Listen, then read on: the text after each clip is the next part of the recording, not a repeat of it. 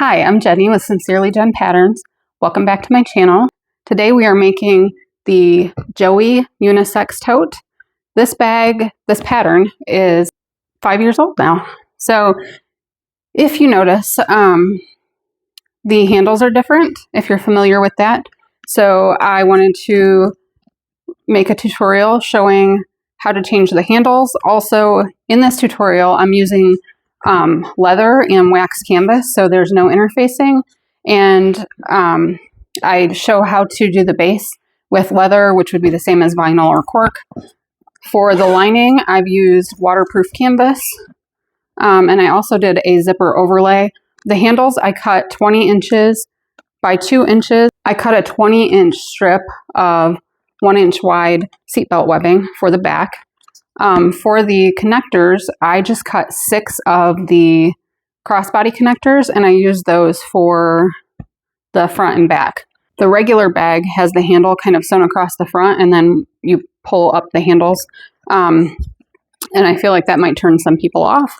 So I wanted to show an alternative way to make this bag. And I also did perky panels. So the zipper panels face up instead of down. So also, I thought people may ask if a laptop will fit. This is my laptop. It's a Samsung. It measures 14 inches by 10 inches, which I think the measurement for it is diagonal. So this is a 17-inch laptop.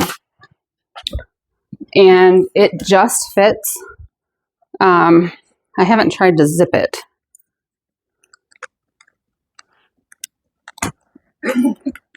Well, I guess if I took out my mouse dongle. Okay, so it does just fit. I did not put any padding in here for a laptop, but I thought I could make a laptop sleeve if I choose to carry it in this bag. So if you have a 17-inch laptop and you want to use this bag, you may want to print maybe like even 105%, just very slightly larger. And then we have a crossbody strap, which I did not make in this video, but a million of my videos show how to make a crossbody strap. Or Laura Mormino has a video just of a crossbody strap. So I think that sums it up. So this is a different way to make Joey. Let's celebrate Joey's 5-year anniversary, 5-year birthday. We'll call it a birthday. And sew some Joeys. Let me know what you think, and please share your finished bags in my group because I love to see them all. All right, we are sewing today on my TechSew 4800 Pro cylinder arm machine. It has a flatbed attachment, so I'm going to sew most of the bag with this attachment on. You don't need this kind of machine to sew this bag, but using leather, which is what I'm doing, it's not a bad idea. So we're going to start with the straps. Since that's the main thing, really the only thing that I'm changing in the pattern, except for the fact that I'm using waterproof canvas lining and leather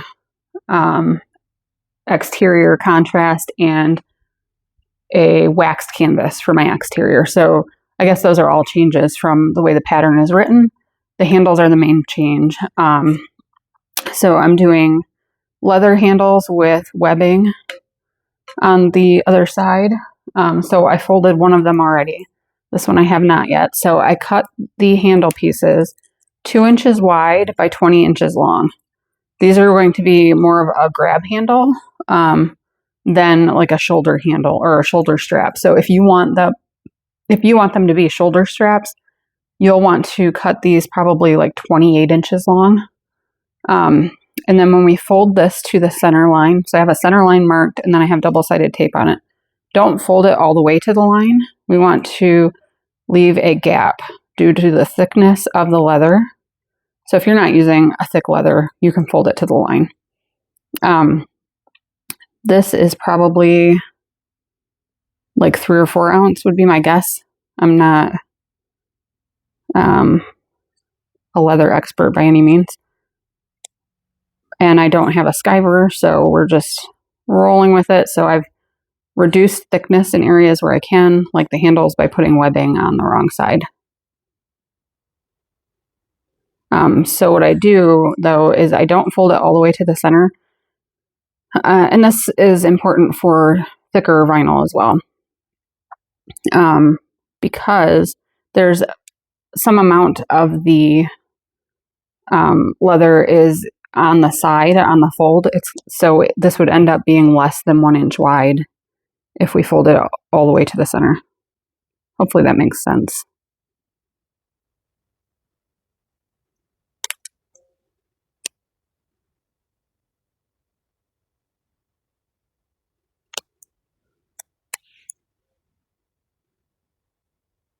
All right, and then I'm leaving almost like 1/8 of an inch gap between the raw edges. Hopefully you can see that. I have to kind of turn it so I can see without getting my head in the camera. And this is my first video at this machine. So, or my first, is it my first video? I don't know. It might be.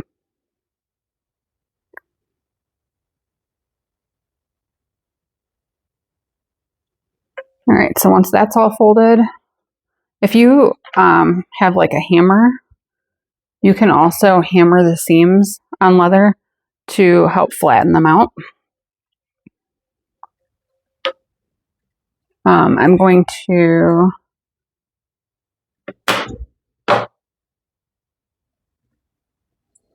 run a line of tape down the wrong side along the center.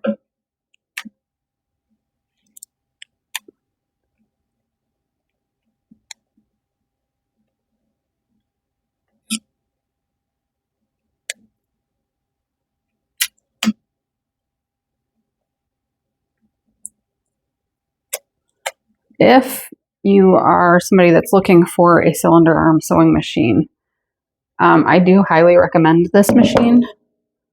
I found a good deal for mine on Marketplace. They are a bit pricey, so I was looking at a couple different cylinder arm machines, and my friend Brittany and Tiffany both have this machine, and they couldn't say enough good things about it, so I started looking on Marketplace to see if I could find one for a price that I was willing to pay. And there actually were a couple. I mean, I had to drive 3 hours, but all right, this is hard to do without leaning over it. I'm going to try really hard to keep my head out of this video.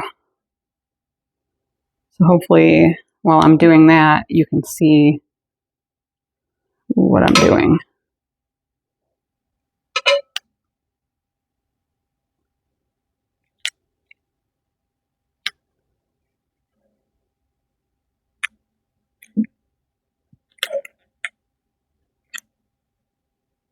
All right, and then I might, if I have the right color, I might use strap ends on this because I want to make it like be a very nice looking bag. I've been thinking about it for a long time and been wanting to do a tutorial for the Joey Tote for some time because I haven't made one since it released. And I think a lot of people are turned off by the handles on that bag. So, all right, we're just going to top stitch now along each side of the handle using a 1/8 inch seam allowance.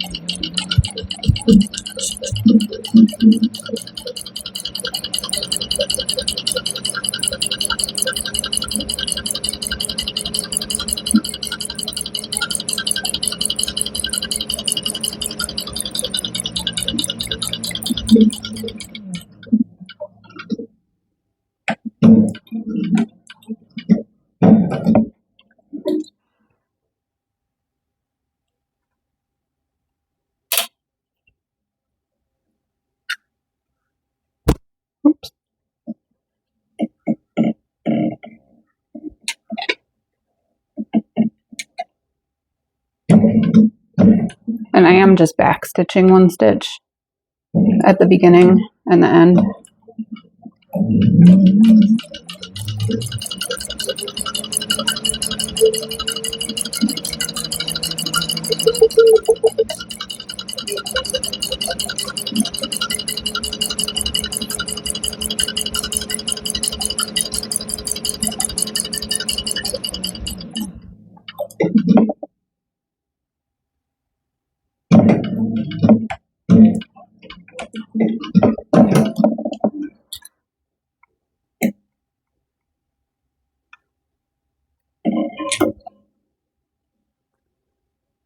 Look, all I sewed so far was one handle and I already love it. And I could sew, I'm going to leave it like that with just the 2 lines of top stitching. I could sew another line next to this, like to add a little more detail. But I don't think I want to do that. I like it how it is. Yeah, it looks classy, I think.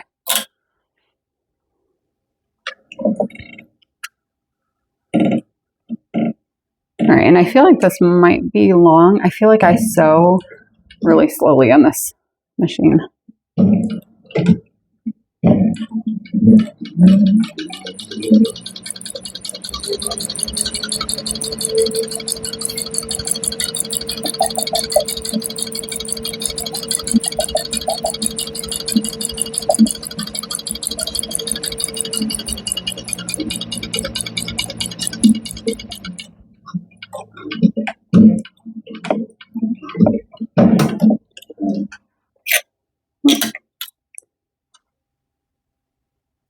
Another thing with the cylinder arm machine that made me hesitate for a while before buying it,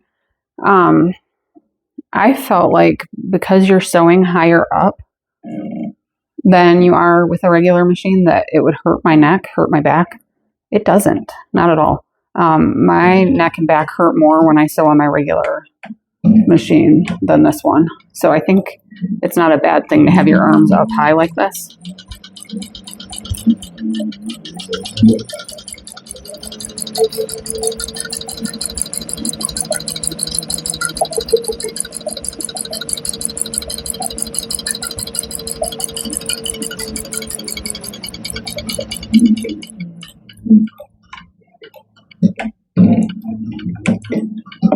And I wanted to do a video on this machine sooner, but I felt like I needed to be comfortable using it first.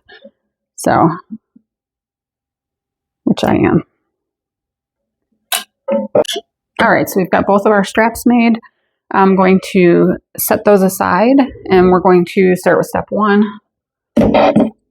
So I have a 14-inch length of zipper tape. When I wrote this pattern, I didn't always use like zipper by the yard. Sometimes I would use store-bought zippers. I don't think that's the norm anymore. I think most people are using zipper tape. So I have measurements in there for both. Make sure you use the correct measurement for what you're using. Because zipper measurements are for the teeth only. So if you buy a pre-made zipper, then it would be a 13-inch zipper, and then it has half an inch of tape at the end that has no teeth. So to put my pole on, I just separate one end of the zipper and then slide both of those in, and I look in the end to make sure that the teeth are lining up properly. If they don't line up properly, you'll have like a bubble. All right, see how my zipper is the same on both sides? If it wasn't lined up correctly, then one side would be bubbled out farther than the other. All right, so now we're just going to take one of the exterior and one of the lining zipper tabs, place them right side together toward the zipper. You want the exterior zipper tab on the top side of the zipper. The lining zipper tab should be on the bottom side of the zipper. Cut that out. And I'm just going to clip both in place right now.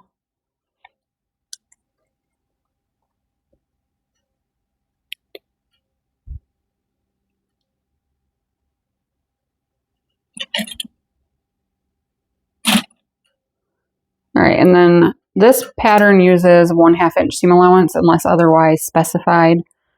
A lot of my current patterns, I've kind of adapted a 3/8 inch as my go-to, but this is 1/2 inch, so make sure you follow that.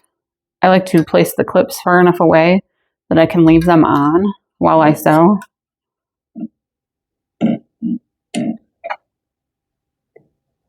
And I'm going to do all of the parts that have the thick leather, I'm going to do just slightly less of a seam allowance. So like we'll call it a scant 1/2 inch, not all the way to like 3/8, but just slightly lower. And I'm actually going to grab my hump jumper. All right, the hump jumper is meant to help you go over humps. So sewing over the zipper, I'm just going to slide the hump jumper under the back side so that that foot stays up and will go over the zipper easier. Once I sew past that, I'll put it on the front side to do the same thing. And I feel like this machine does a lot better if I use my hump jumper. And it does have like a built-in hump jumper situation, but I don't think, again, I'm not an expert. It doesn't help me in that kind of spot, or I'm not using it correctly. Could be either. So I'm sure if somebody has this machine, they can correct me.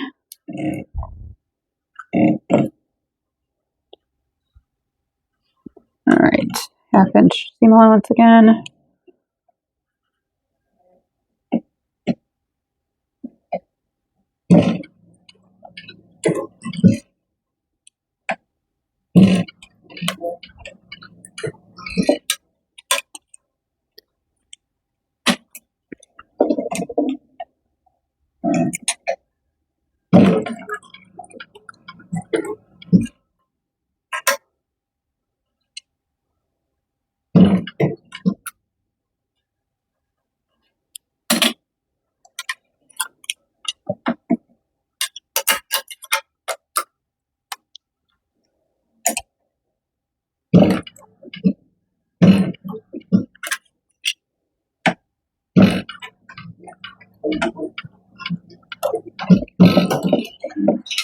All right, and I started with like a partial bobbin, so I'm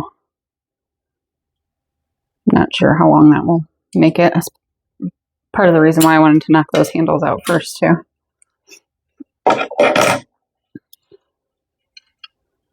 right, and then we fold these tabs wrong sides together and away from the zipper. And we're going to top stitch along this edge using a 1/8 inch seam allowance, which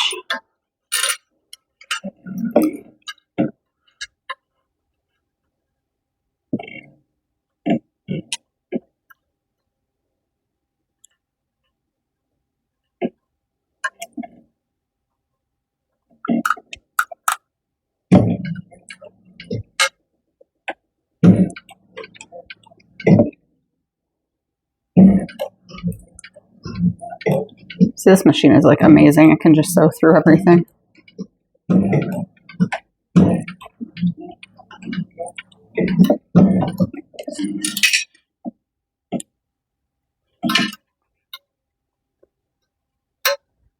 Also, I like that I can sew so slowly and controlled with it.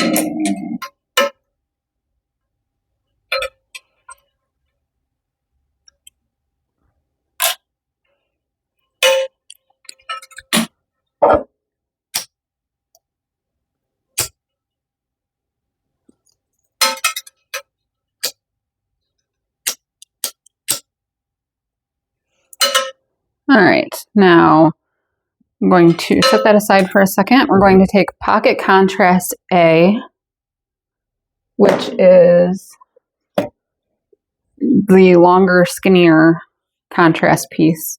There are two. One of them is wider. This is the skinnier one. And we want to take our exterior pocket panel, which mine, I'm going to need to hit this with a lint roller when I'm done. The leather is kind of like shedding on everything. And being that this is like wax canvas, it's kind of hard to get it off. But I will worry about that later. All right, so I'm going to place these right sides together along the top edge of the pocket. So it's the more skinny side, I guess. The wider side is at the bottom.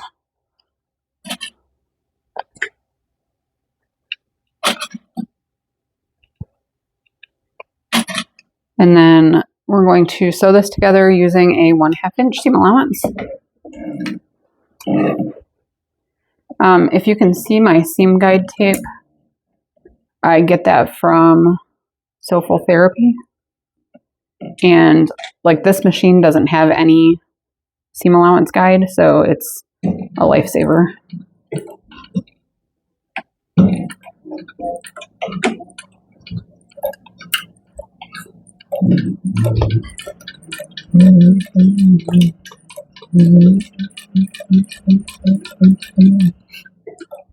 And I think with the wax canvas and then waterproof canvas lining that I can get away with no interfacing on this bag, so that's my plan. We'll see.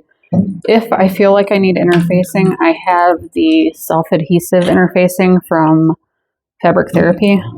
I cannot remember what it's called, but self-adhesive Theratex, maybe. That could be wrong. But that's what I'll use if I feel like I do need some interfacing. I don't think I will. This wax canvas is pretty stiff. And again, I'm using slightly less than a 1/2 inch seam allowance anywhere that I'm sewing the leather because it's so thick.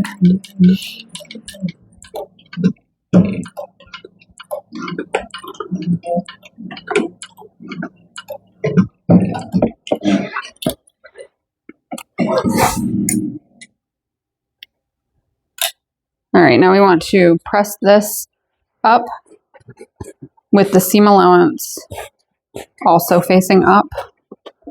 And then we're going to top stitch using a 1/8 inch seam allowance. So I'm going to, and any of the marks that we get in this wax canvas as we sew, if you just hit it with a hot blow dryer when the bag is finished, it will like melt the wax enough that all of those marks will go away.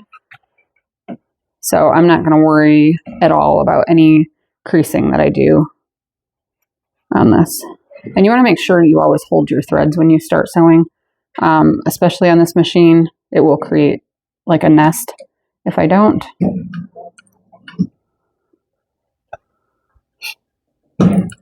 So I'm just going to, the whole time that I'm sewing, continuously pull the Pocket Contrast A away from the pocket to make sure that that seam is nice and crisp. And you want to make sure that the seam allowance the whole time stays behind the contrast piece.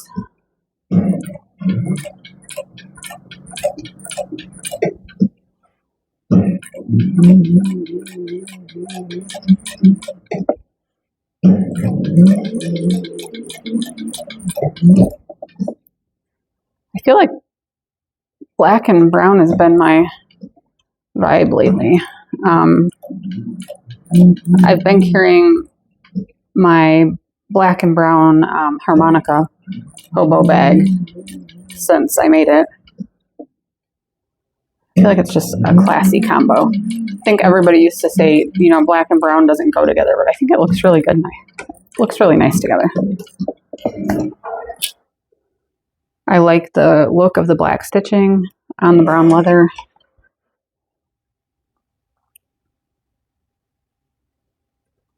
Just looks nice. All right, now we want to place the zipper right side down. We're going to sew this using a 3/8 inch seam allowance. You want to make sure that the zipper is closing toward the left.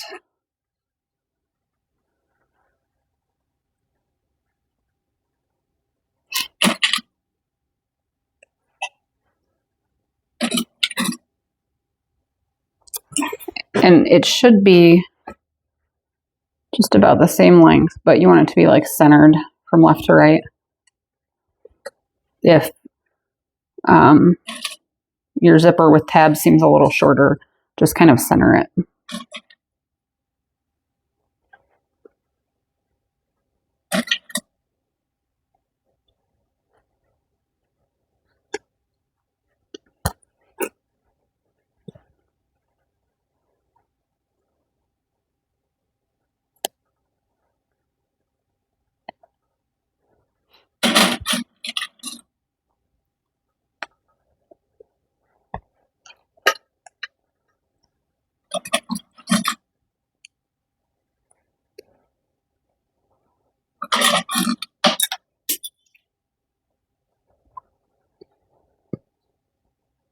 And I will move the zipper pull. I'll move it right now. It's kind of hard to clip where the zipper pull is because it's like lumpy.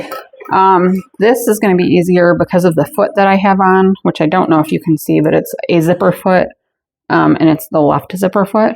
So it's going to be easier for me to sew this in this direction. And again, because I'm sewing along the leather, I'm going to use slightly less than a 3/8 inch seam allowance.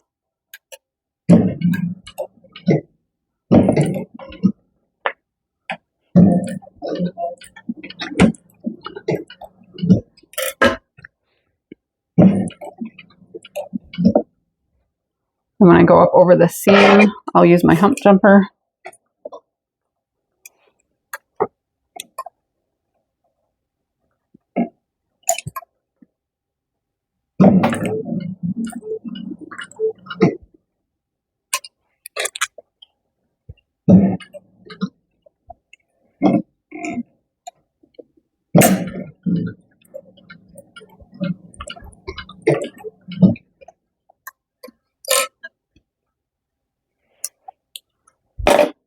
I think I might, this has like a seam guide, and this is a laser that you can turn on to see where you're going to sew. I don't really like it, so I may take that stuff off. We'll see. I haven't actually tried it much, so maybe it's just a matter of needing to get used to it. I feel like I shouldn't be taking these clips off as early as I am. Everything's kind of moving around on me.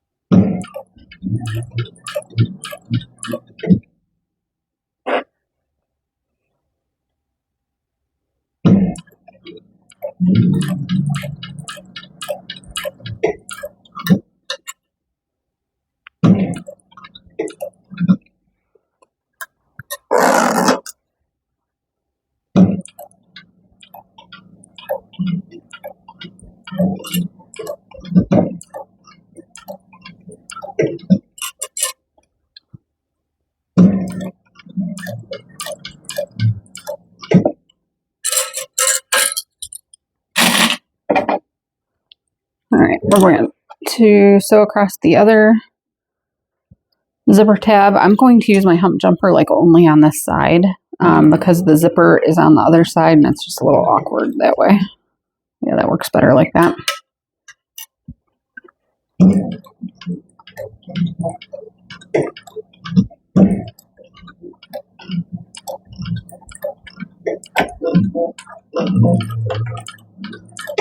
I feel like I should speed some of this up.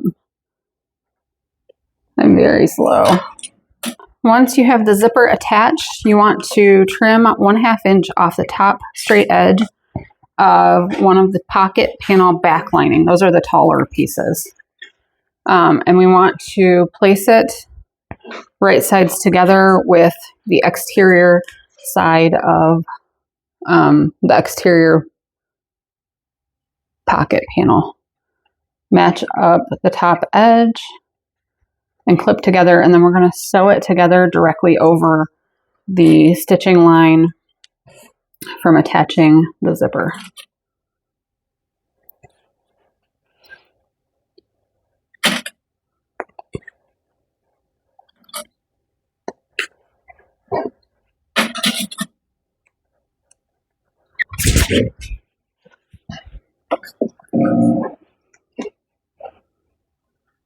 I think my bobbin's going to run out soon. It's getting kind of curly.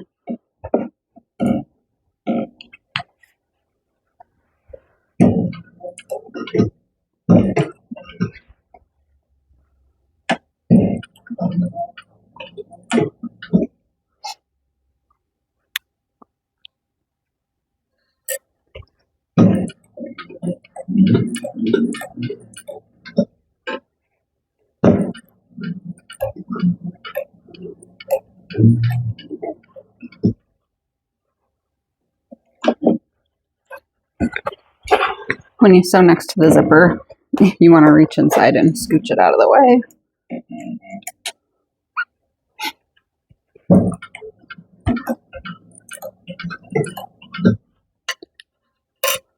And then once I get down here a little bit further, I'm just going to move it back.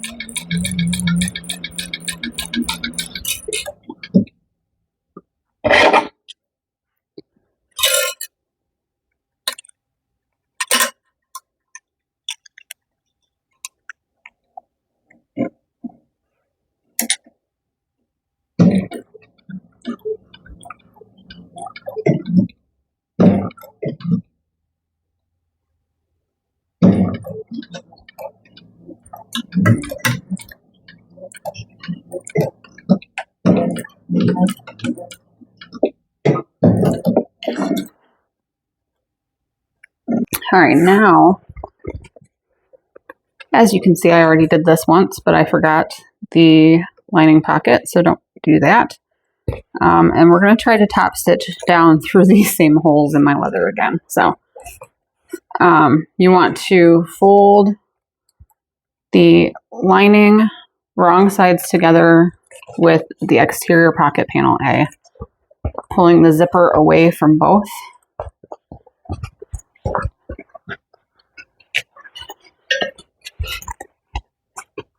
All right, and the seam allowance is facing down toward pocket contrast A. And we're just going to top stitch through this using a 1/8 inch seam allowance. Hopefully, if I get started in the same hole, I can maintain that as I top stitch.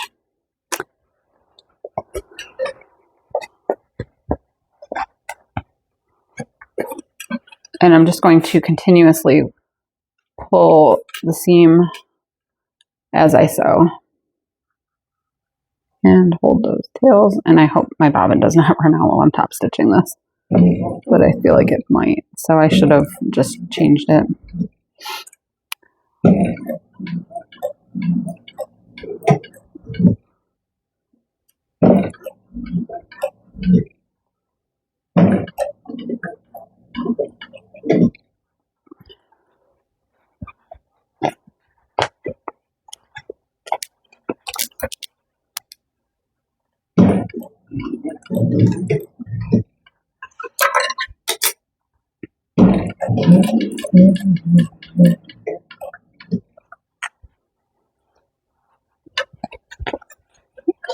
And the waterproof canvas that I'm using in the lining, if I didn't already mention, is from Mormino. Zipper tapes, zipper pull, hardware, that's all from Mormino as well. My thread is Amon Tech 70 from Wawak. Whatever the correct way is to say that. And I think if any of the holes remain in my leather that are visible, I'll just rub it with a little bit of oil, leather oil or something. And I think you won't really be able to see it then.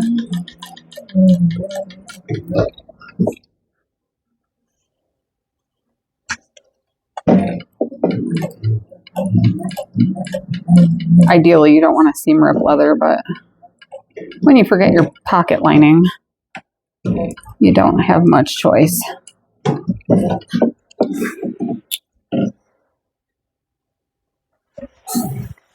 That actually looks pretty good. There's only a couple spots where you can even tell. All right. Oh, so now we're on step 8. We want pocket contrast B. And we are going to place that right sides together along the zipper. See how much the back of this leather just is like shedding everywhere.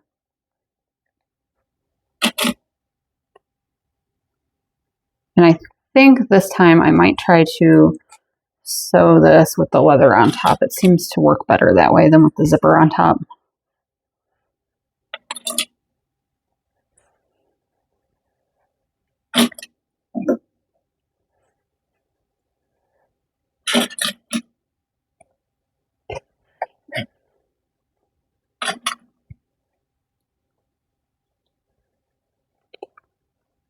We'll just have to make sure to keep in mind where the zipper pull is, which it's down at this end, to move it out of the way.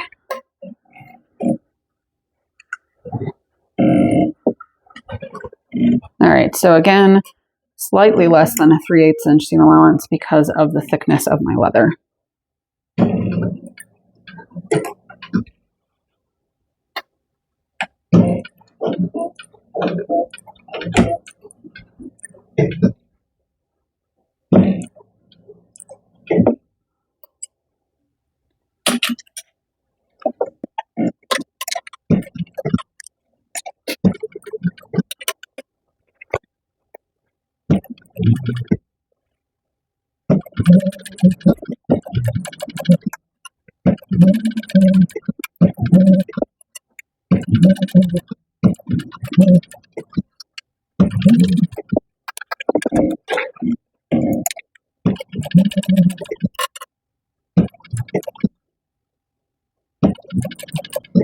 I'm going to get my hump jumper ready as I come back up over this other zipper tab.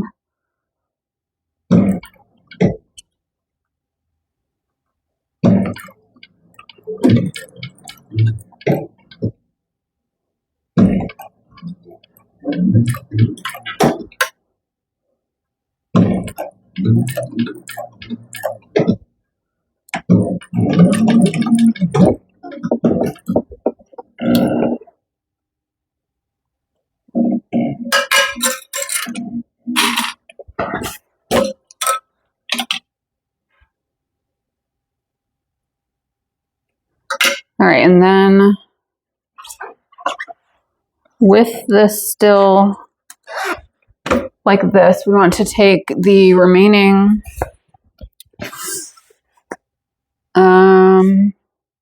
pocket panel back lining, and this one we're not trimming anything off the top, And we want to place it right sides together with the other pocket panel back lining. So it is behind this whole thing. We want to line up the shorter top edge with the top of the exterior contrast B and clip in place.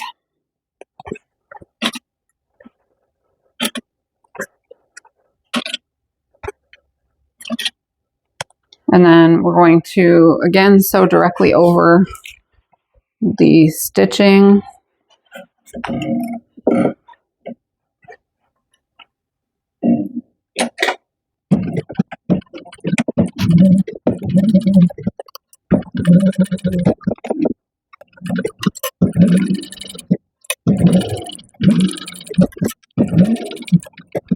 right, slide the hole out of the way.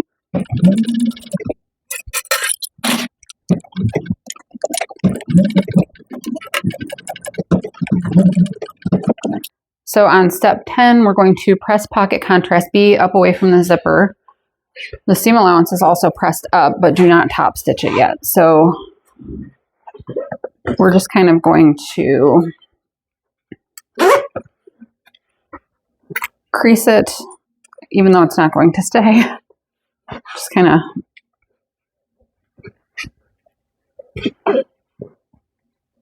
okay. Now we're going to take a lining pocket panel and place it right sides together with pocket contrast B, matching the top raw edge.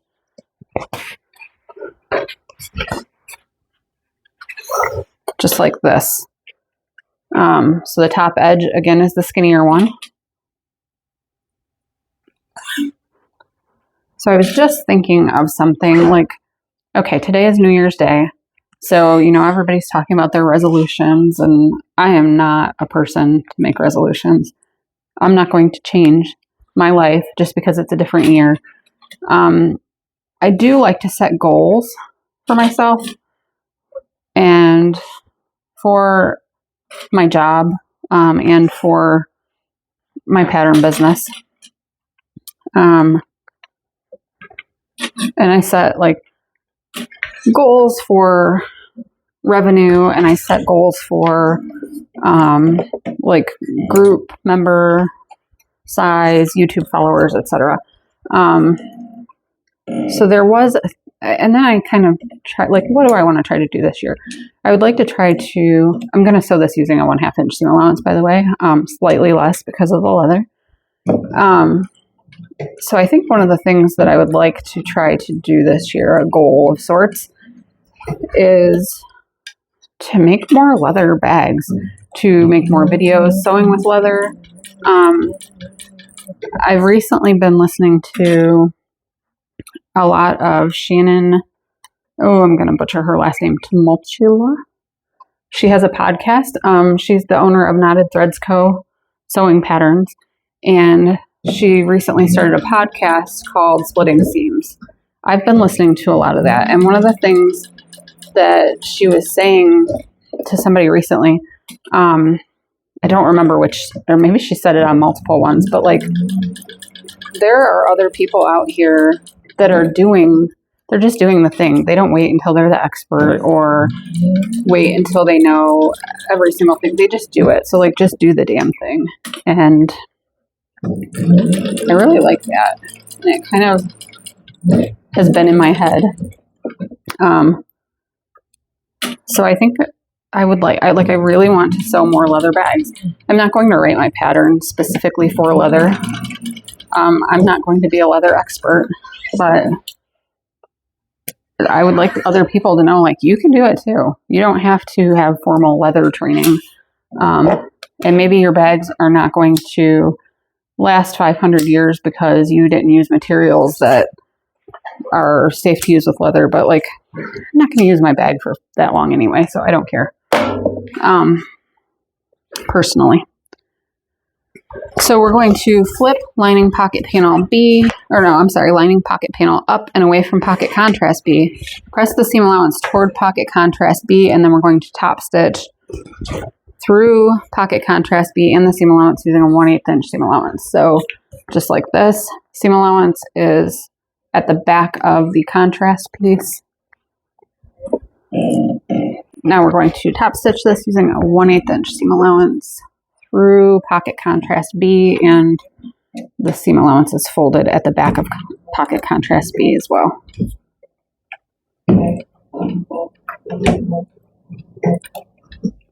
So another thing that I would like to do this year is to hopefully be more consistent with pattern releases,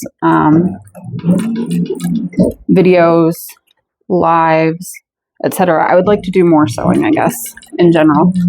I feel like last year, I think I only released 2 patterns, 3 patterns maybe.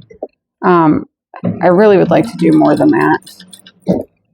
And I have a hard time in the summer. It's nice out and I want to be outside. So I tend to work less at my business in the summer. And I think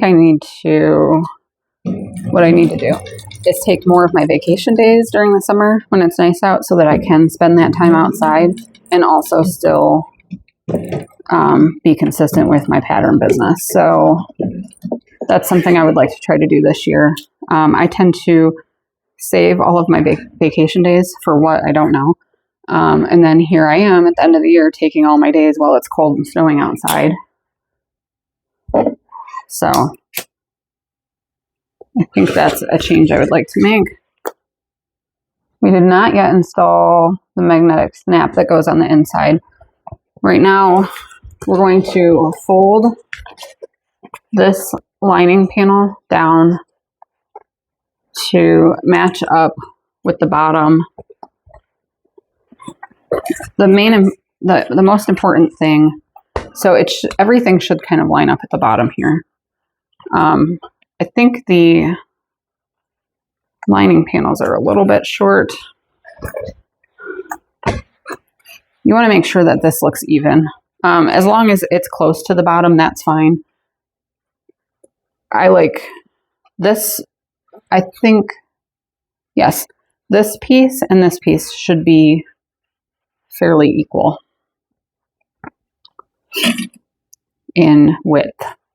So what I'm going to do, looking at that, is place some clips here, holding everything in place, and then I'll look at the back to see where my lining is falling.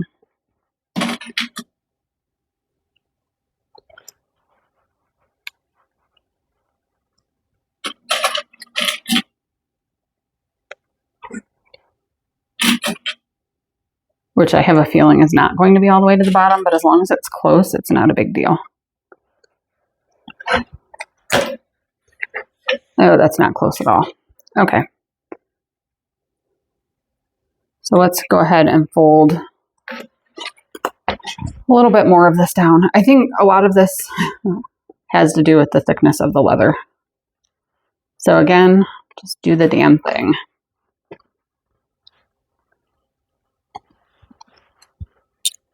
Make it work. Yeah, that's a lot of it. And another thing about sewing that I was thinking about with this bag, because I really like this bag, but I don't feel like a lot of people buy it. It's not one of my more popular bags, but I think it has to do with the handle. And that's the beauty of making our own bags. You can take the pattern as like a guide to start you off, but you can make any changes that you want. But I think sometimes it's helpful for me to show you how to change it. So that's one of the things that I would like to be more intentional with. All right, I think that will do good enough since we have a 1/2 inch seam allowance. This should be caught in the seam allowance. I'm gonna roll with it. So right now we're going to top stitch this using a 1/8 inch seam allowance and then top stitch along the zipper also using a 1/8 inch seam allowance. I think that's part of my issue here is that can be folded away from the zipper better, maybe. I know it's all with the thickness of this leather. I think it's fine. Okay.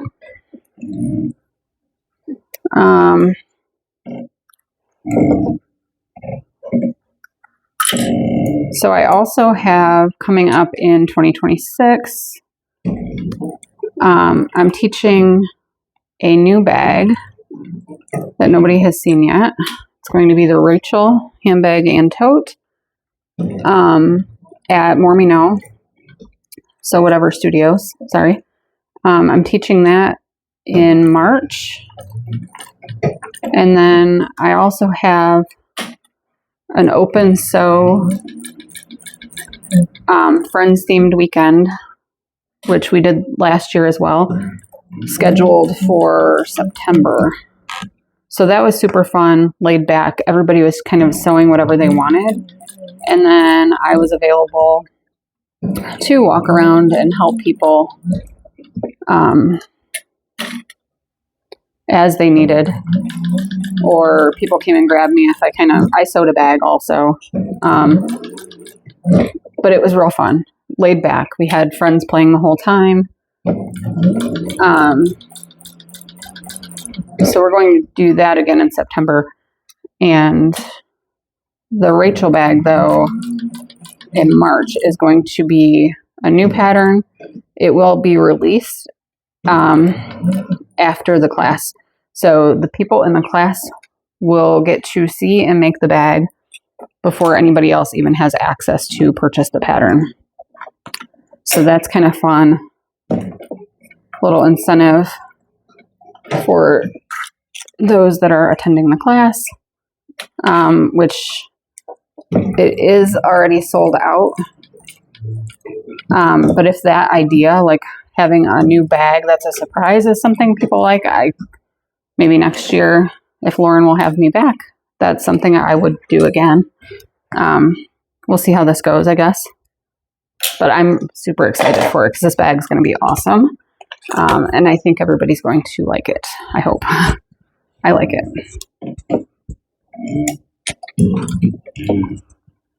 All right, now we're going to top stitch using an 1/8 inch seam allowance on the other side of this contrast piece along the zipper.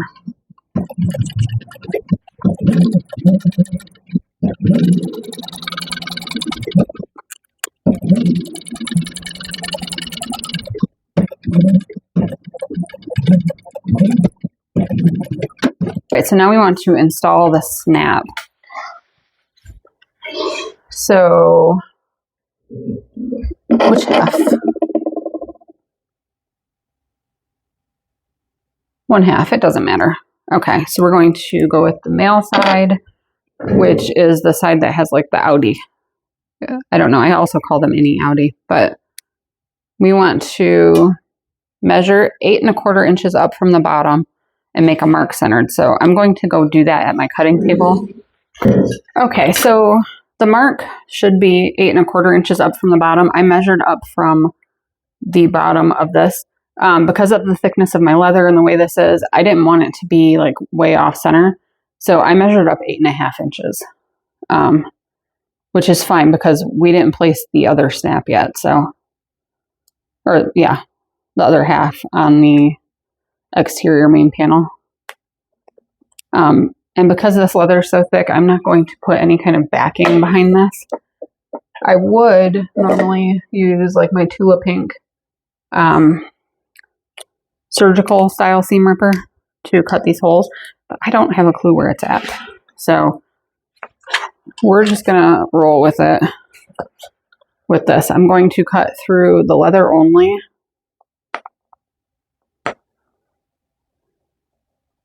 Which is actually pretty easy to cut.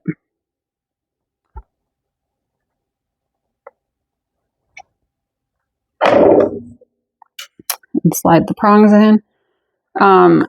Now I think you can fold the prongs toward the center or you can fold the prongs outward. I truly think it's personal preference. I think some people would argue that there is a right way and a wrong way. So do what you want to do. I like to fold them out because then you have less bulk behind the snap. But you fold it however your little heart desires. All right, so once that is installed, right now I want to measure the same distance up from the bottom on the exterior. So here's my exterior main panel. I'm going to do this at my cutting table so that I get it right, but I'm going to lay this on top, matching up the bottom edge, and mark where the snap should be. All right, so once we have that mark here, we will take the other half of the magnetic snap,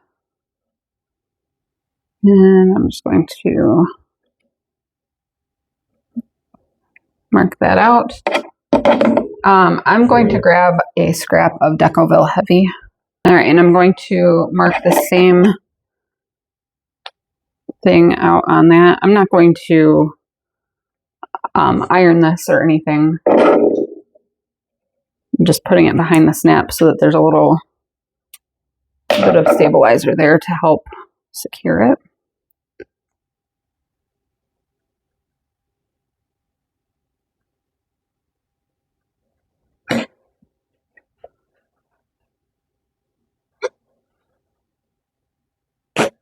And I will, I will lint roll this whole bag when I'm done, because that leather really kind of is shedding on everything. The back of it's real messy. All right, my magnetic snaps are also from Mormino, and these are the thin magnetic snaps. That's just what I prefer. You can use the regular ones if you choose, but I would use an 18 millimeter, the bigger size.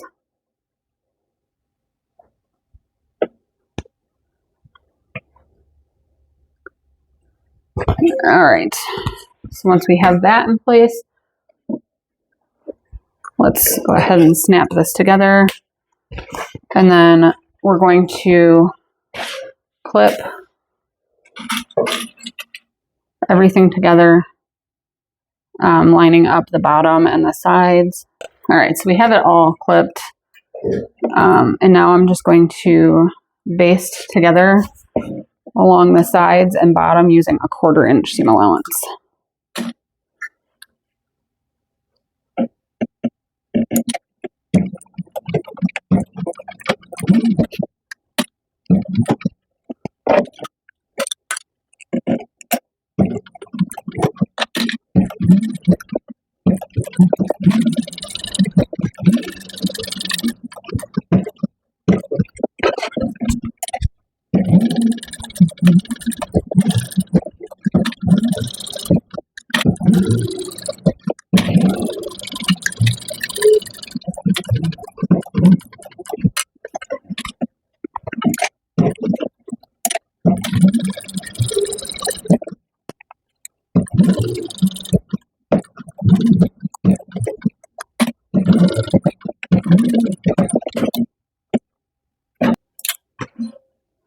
All right, now I'm going to flip this over, and from the back, I'm just going to trim off any of the sides of the lining pieces.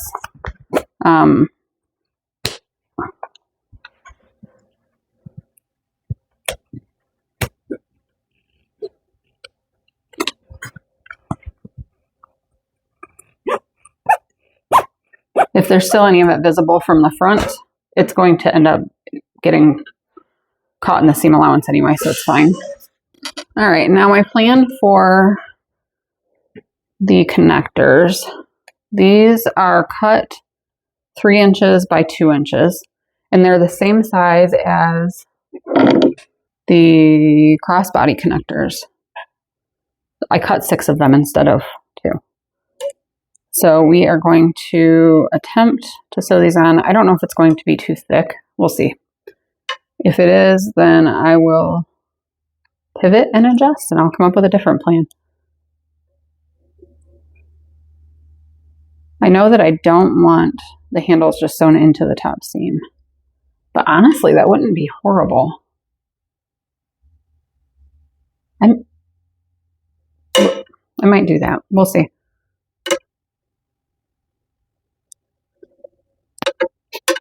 And I also hope, if I do more leather sewing videos this year, Hopefully I can also invest in a skiver, because that's something I want, and it would definitely make situations like this better because this leather is just too thick.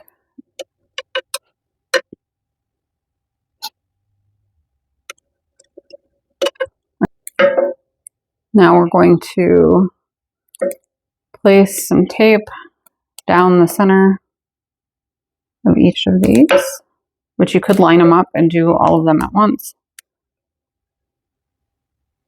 I feel like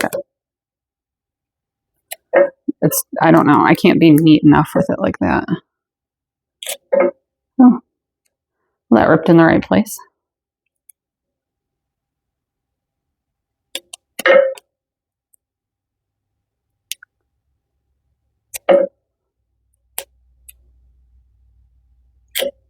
That did not. I get my double-sided tape from mormino.com, but it is tape from Weft and Work though. Lauren just also carries it.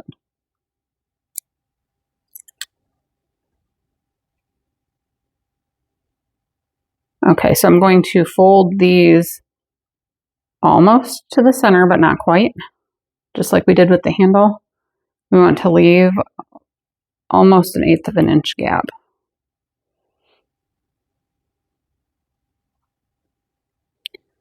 And I think I'm going to top stitch. Probably, let's see, if I use a 3/8 of an inch seam allowance.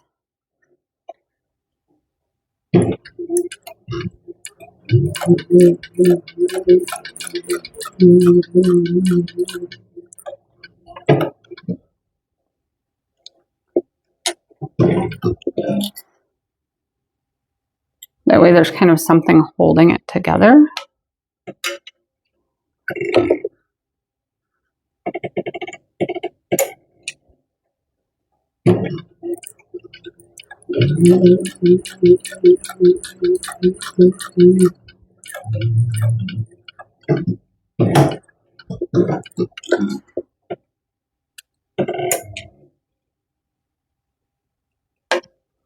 Yeah, I think I'll do that.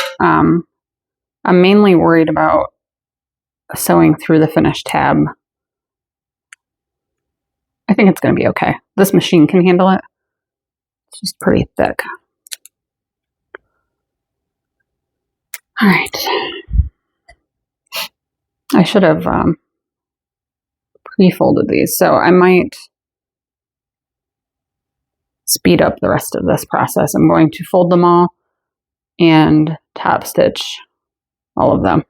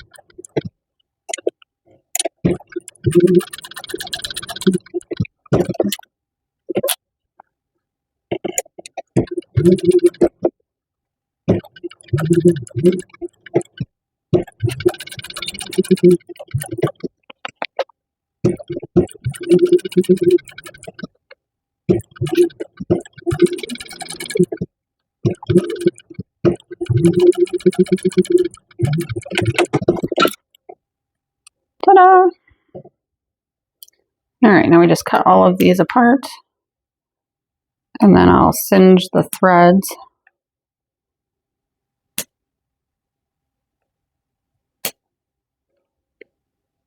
And now this kind of makes me wonder if I should add more rows of top stitching on my handle so that it matches. But I don't know that I want to. All right, so I think now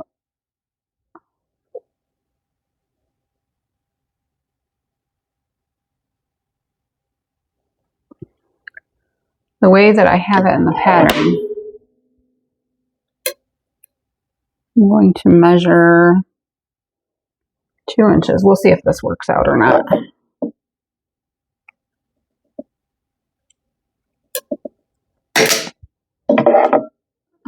And I need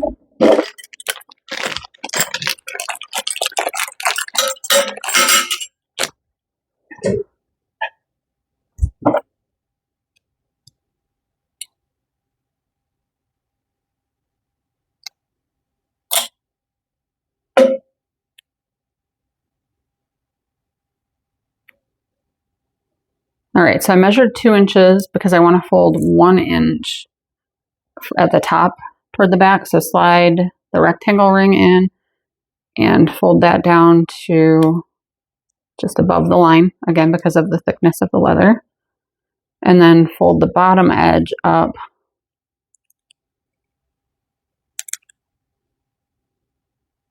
to meet that line. All right, and then I'm going to put clips on this to hold it. This is another spot where a hammer would really come in handy. I do like the look of that. So, and then when we top stitch, it will be a 1/8 inch box. All right, so I'm going to repeat that. 3 of these will get rectangle rings, and 2 of them you will want either D rings, or I have triangle rings for mine.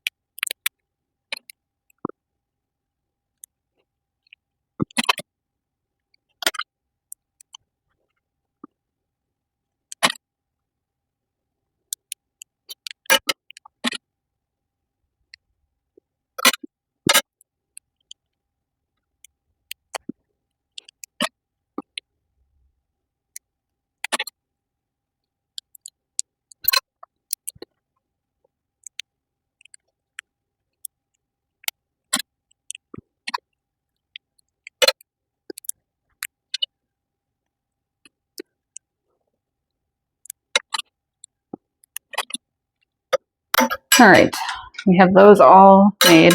The crossbody connectors, we can set those aside for now.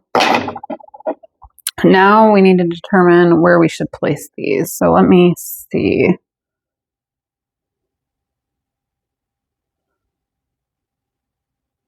Okay, so normally I have the handle about 5 inches apart. So I'm going to do the same with this. So along the top, I'll try to show you as best as I can. Along the top, you can see where my center mark is. I want to measure 2.5 inches to either side of that. Measure 1 inch down from the top and 2.5 inches to either side, and make a mark.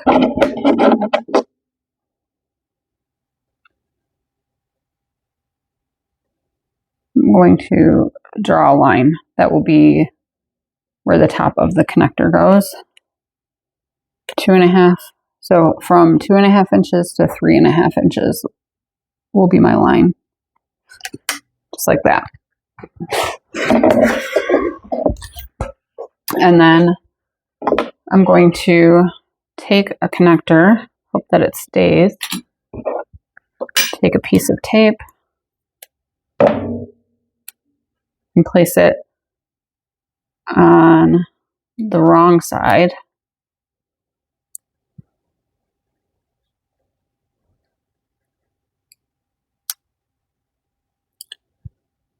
And then I want to place that so that the top of it is at the mark that I just made. And press it down.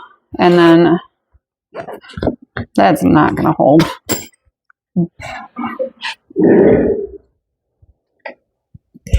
So I guess one thing about wax canvas is that tape does not hold to it really well. So let me make sure this looks straight, and I'm just going to hold it in place and sew it on. And I'm going to start underneath the hardware as close as I can get to the hardware. And it's real important to make sure that wherever that seam is, that you're sewing above that. And I'm just going to sew all the way across.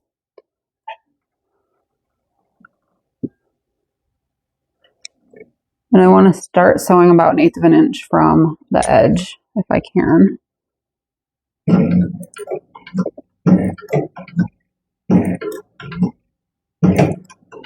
So I'm not going to backstitch on this first pass.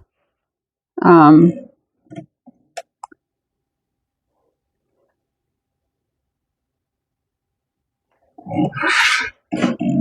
want one more stitch.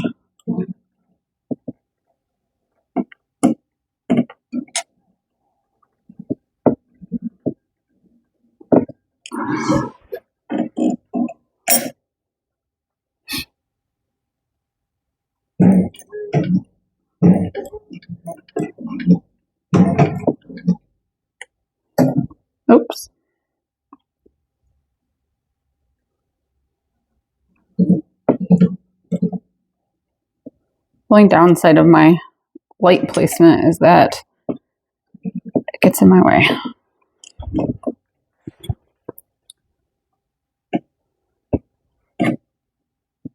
Try to keep it out of the camera. Hopefully, though, is it light enough for you to even see what I'm doing?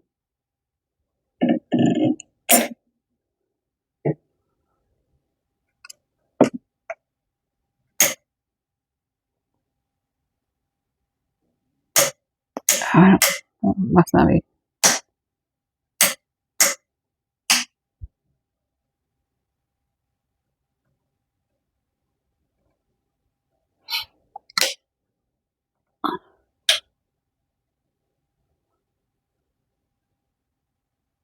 I don't know if that's helpful.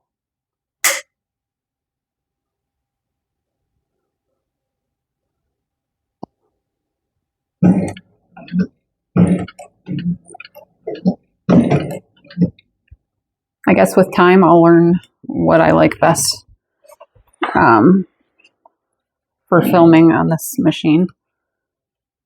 For now, all right, I'm going to, my head might get in the way here. I want to sew back up toward that first line and bring my needle down in the same hole.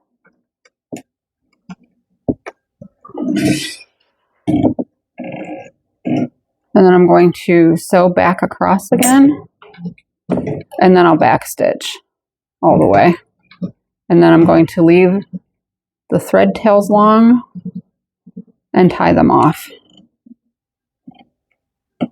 All right, and my first backstitch is going to be a little weird because of me lifting my presser foot to choose my stitch placement. So I'm manually doing this.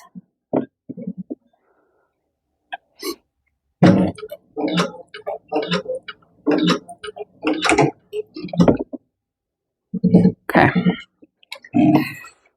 And I might actually put a rivet through the connectors as well. So I'm going to pull my threads through to the back.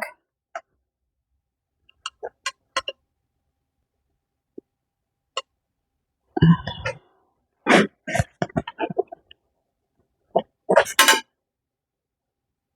I kind of sewed through that one. so it's going to stay where it is. All right. One more.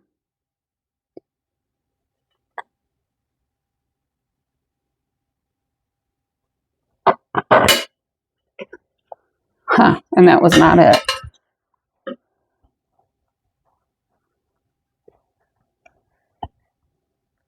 So I was watching some different tutorials, and you know what? We're not going to pull that one through the back because it's not happening. I think this will be fine though. But I think it was Nicole from Sonar.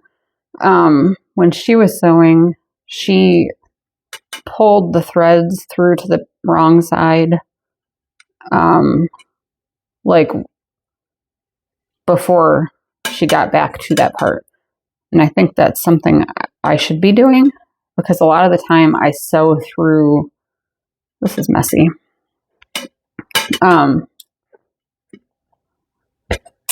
sew through the original stitch so perfectly that I can't pull it to the back because I literally sewed through it.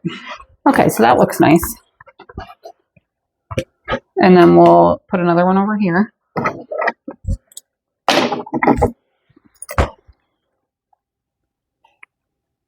feel like this is quite the process. This leather is just so thick. So make sure whatever you're using is something that your sewing machine can sew through. Don't use super thick leather if you don't have a sewing machine that can handle it. I would not be able to make this bag without this sewing machine with this leather. So just keep that in mind. Use materials that your machine can handle. Mormino definitely carries vinyl that looks like leather. I feel like somebody recently in person, oh, Kathy, that works with Lauren, so she actually rolls the vinyl.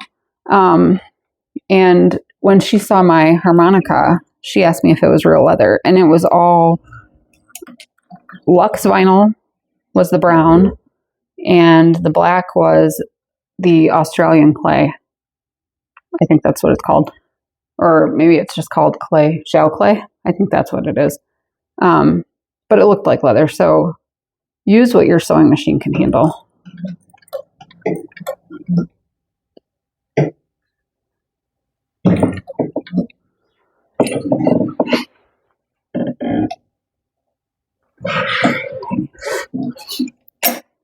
I feel like 5 stitches should be good, but then it like squishes the leather.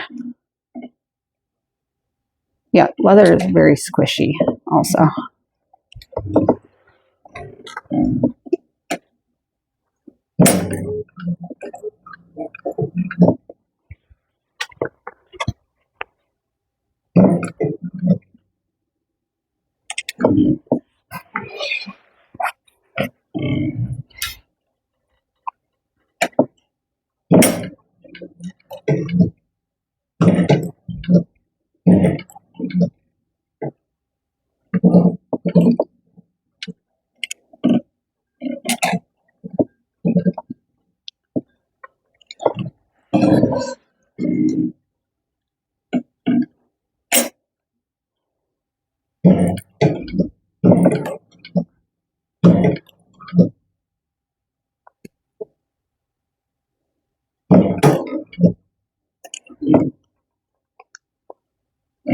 And you want to be careful when you're backstitching on leather, especially on something like your connectors, that you are, look, I still didn't pull my thread to the back before I got to that part. Whatever. Staying in the same hole because you don't want to perforate the leather. Same with vinyl, really.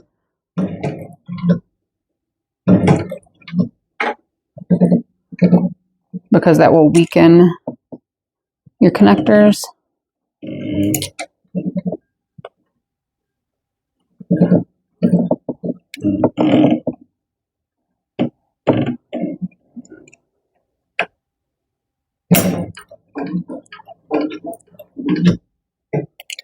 That one more stitch.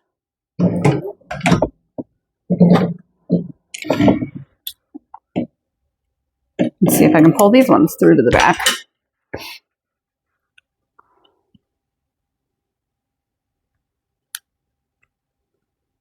So I pull on the thread and you get a little loop on the back, and then I stick my snips closed through that loop to pull the top thread to the back. Sometimes I can't get the closed end in, so I carefully will use the open end. Also, if you have a stiletto, you can use that, and you don't have to worry about it cutting anything. Again, I sewed through my stitch at some point, so this is a little hard to pull to the back.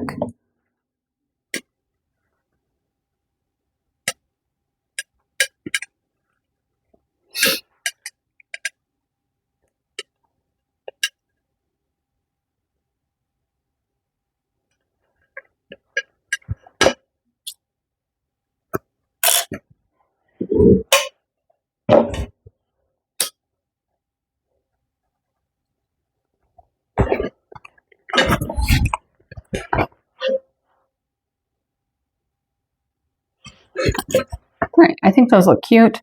I need to decide if I want to place a rivet in the center of each one. And I might, but let me sew the back connectors on first. But we want to follow the instructions that are in the box on page 3 for the bottom panel. So here's my bottom panel with the Decoville Heavy already attached. What we want to do, we're going to cut the corners off.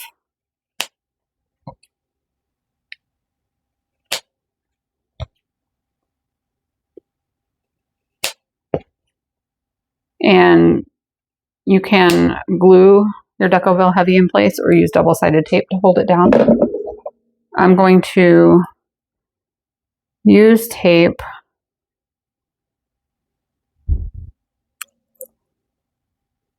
along the wrong side.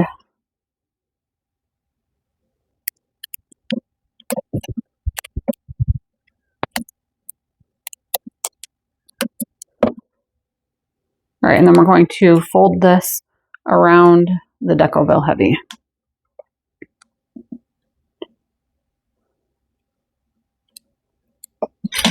I'll put a few clips to hold it down. Hopefully, just with it being thick, I'm afraid it'll pop back up.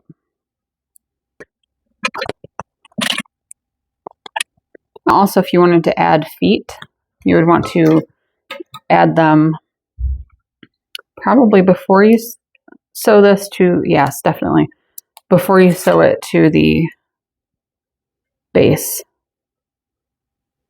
I'm not big on purse feet, not for any reason.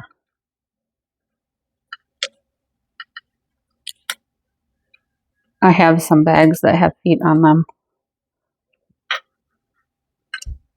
Honestly, it kind of annoys me when I set my purse down and it like makes a clicking noise. That would be the only reason why I don't use feet, I guess. And it's extra hardware. I do understand that it helps to protect the bottom of your bag, but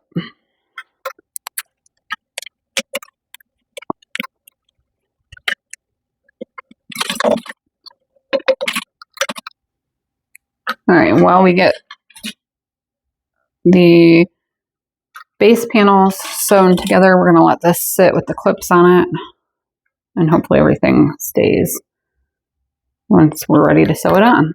So it should look like that. You can kind of work with your corners a little bit until you are satisfied with how they look. Okay, the base panels, we're going to place right sides together, matching up all of the raw edges, and then clip together along one long raw edge. You can see how much this leather is just like, it's messy.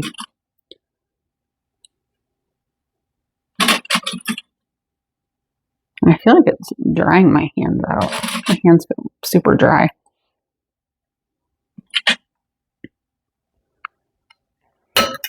All right, we're going to sew this together using a 1/2 inch seam allowance. So again, slightly less than 1/2 because my leather is so thick.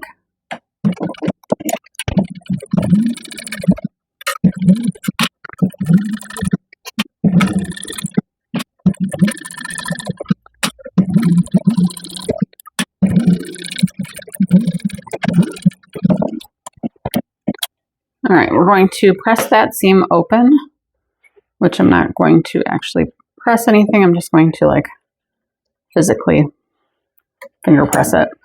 And then top stitch along each side using a 1/4 inch seam allowance.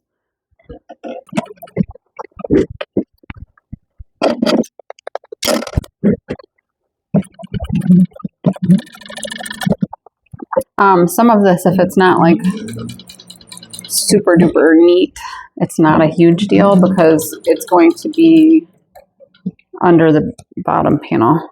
Some of it will be visible though.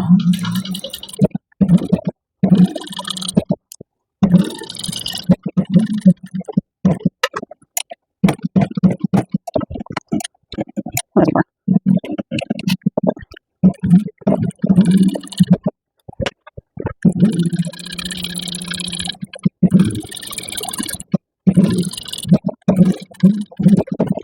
All right, so we've got the base panels are attached. With this right side up, we want to center the bottom panel over the base panel. The bottom panel will be 3 inches from the each long edge and 3 3/8 of an inch from each short edge. So I'm going to make sure that's centered. I won't be able to do it up here where you'll be able to see. You know what? I forgot my washer on something. Huh. It was this. Let's fix that.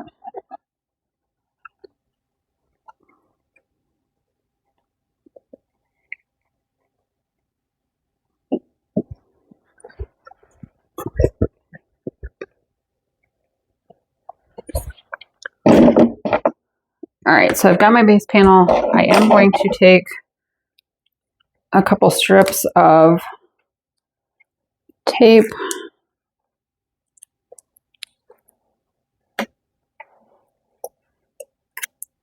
right, and I'm going to go to my cutting mat and use a ruler or multiple rulers to measure and get this centered. All right, we've got the bottom panel centered on the base panels, and then we're going to sew around that using a 1/8 inch seam allowance to sew it in place. You can also sew like a couple lines of stitching if you want. I'm actually not going to start at the corner. It might be easier that way.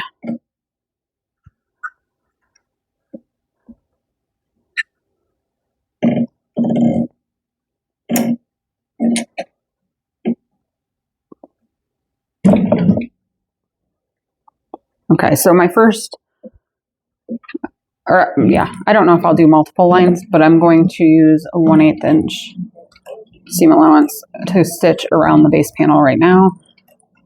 I did not back stitch. I'll pull my threads to the wrong side and tie them off.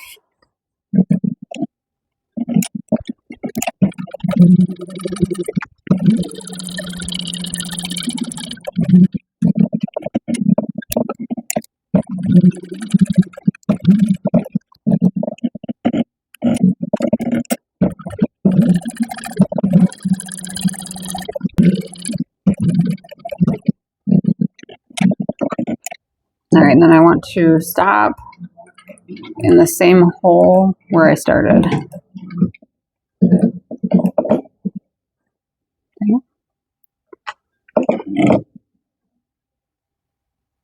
Oh, I'm going to remember this time. No, I'm not. I was going to pull the thread to the back, but I think I needed to do that when I was like sewing along the side or something. I will never remember.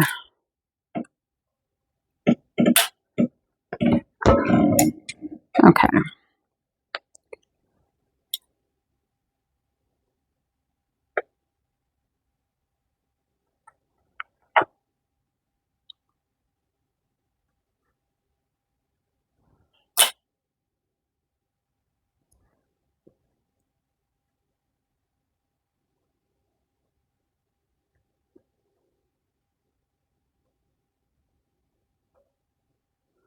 It is much easier to tie the threads if they're all the same length or close to it.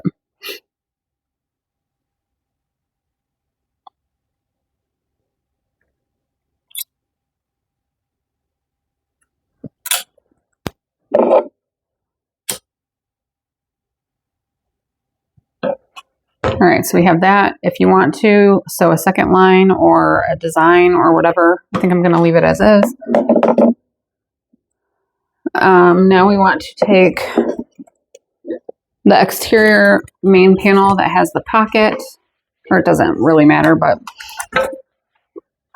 take one of your exterior main panels and match up the long edge of the base panels to the bottom and clip together.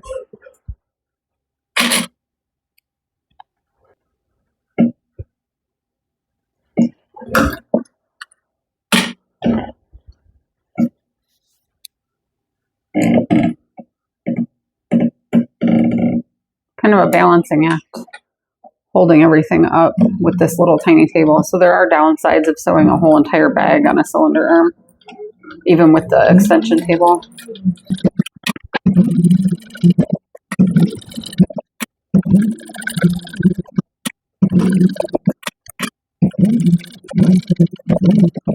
We want to press the bottom panel away, and it says to top stitch using a 1/4 inch seam allowance. I don't know why, but we'll do what I said. Typically I do my top stitching with a 1/8 inch seam allowance, but I will assume that there's a reason.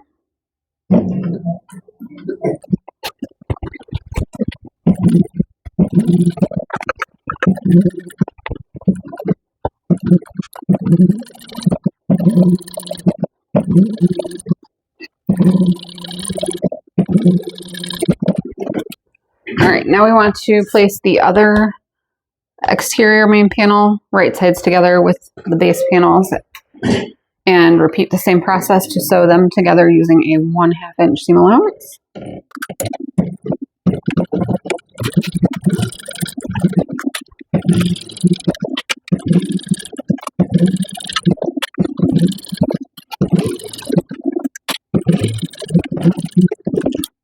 All right, again, we're going to top stitch this using a 1/4 inch seam allowance.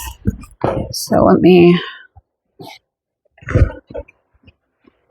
fold up this side of the bag so that I can get it in here. You know, I always could have changed my presser foot out, but I typically don't. For some reason on this machine, I like to sew with the zipper foot.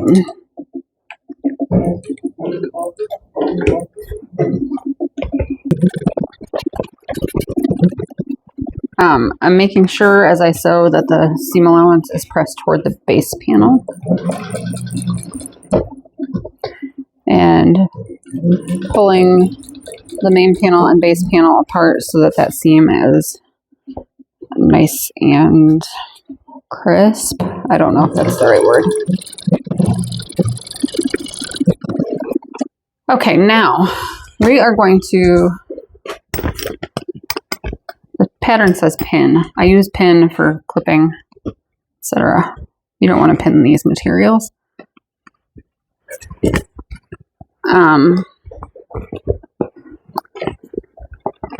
So we are going to match the top corner. We're going to like clip this part way, and then I'll show you what to do with the base panels. This is what creates the unique corners on the exterior of the bag. And it's going to be quite thick with this leather, so I didn't think that through. So you want to make sure that the top of the base panels is aligned.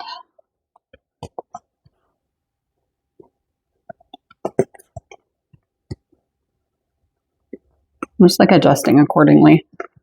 It's most important that the bottom matches up, and I'll just make it work.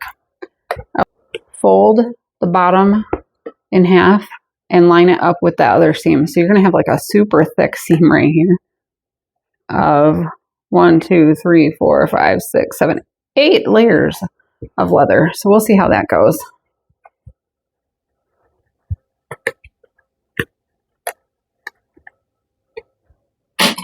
Definitely didn't think that through. I don't even have a clip that's going to hold that. But I can hold beneath it. And we'll sew one side at a time.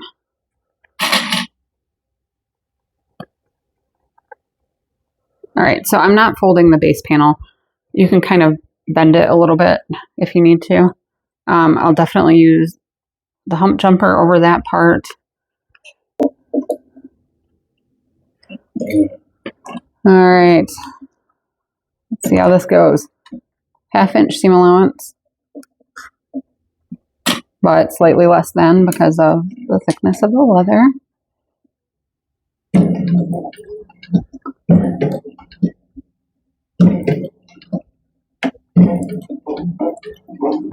So again, very important, especially because of the way the base is, to make sure that you are using materials that your machine can handle.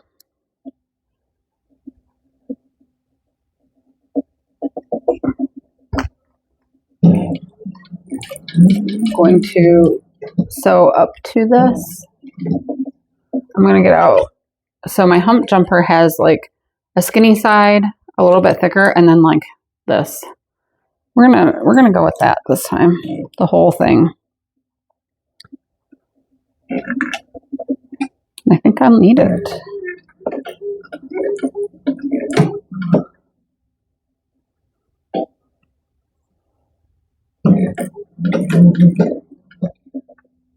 All right.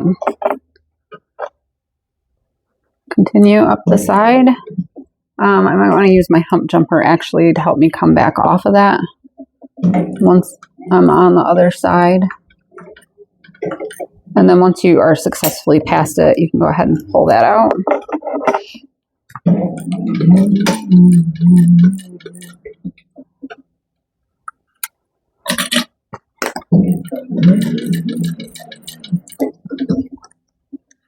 See, if you had any doubts about whether this machine is a beast, there's your answer.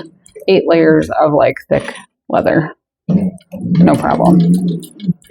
Might have made a little bit of a squeaky noise, but I'm sewing up over the front pocket panel contrast pieces now, so use my hump jumper again for that.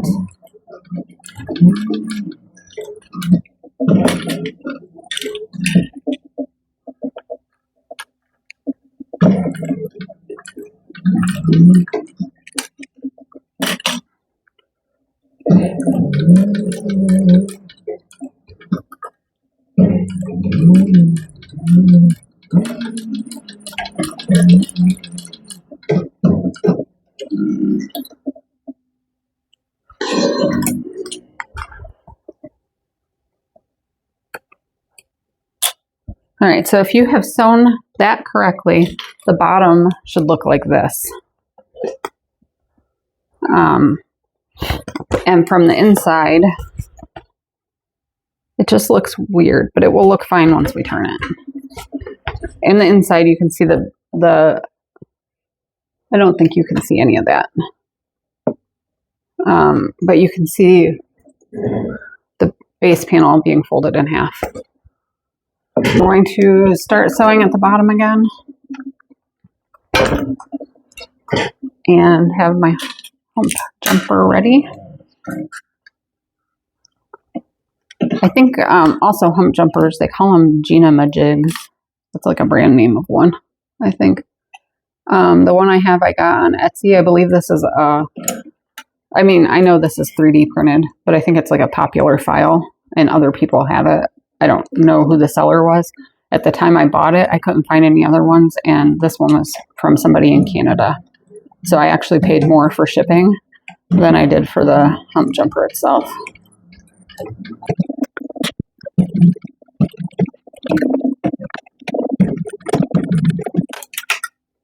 It's just crazy to me that it just sews through it like nothing.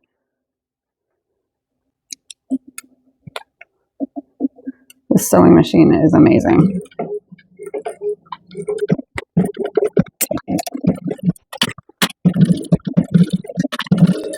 And I might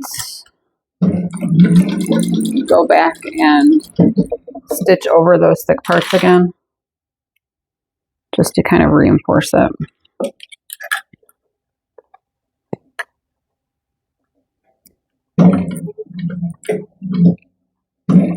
Like maybe even right here, I might back stitch a little bit.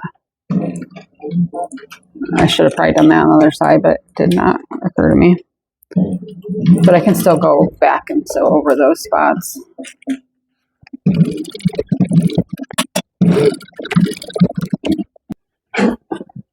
Okay, so I went ahead and turned the bag right side out. I did hammer these seams a little bit before turning it. They're still a little thick, but I think it'll be okay once it's finished. Also, I decided that I'm going to treat this as a drop-in lining. So I went ahead and marked 1 inch from the top raw edge along the inside, because then we'll fold the lining down. Lastly, I need to still add my side connectors, but I should have done that while the bag was inside out. I'm going to do it using the cylinder arm, so I'm going to wait until the end because we'll use the cylinder arm to put the final bag together. And then I'm definitely going to hit this with the hot blow dryer when I'm done to get all of the white marks off. So, okay, step 27 is interior zipper pocket. I did change this a bit because I want to do an overlay. So here's my overlay. Here is the zipper for it. And on the lining piece, we will cut 2 inches off the top. So you want to make sure that this is at least probably 2.5 to 3 inches down from the top. I'm going to measure 3 inches down from the top and centered.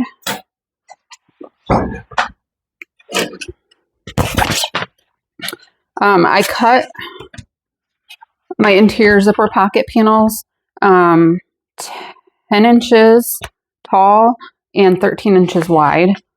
My zipper is also, my zipper is 13 inches wide. The overlay, I measured a box that was 11 inches by 1/2 inch, which is the center, and then 3/4 of an inch out from that all the way around. So super easy overlay with no template. I'm going to place 1/8 inch double-sided tape all the way around. All right, around the exterior edge.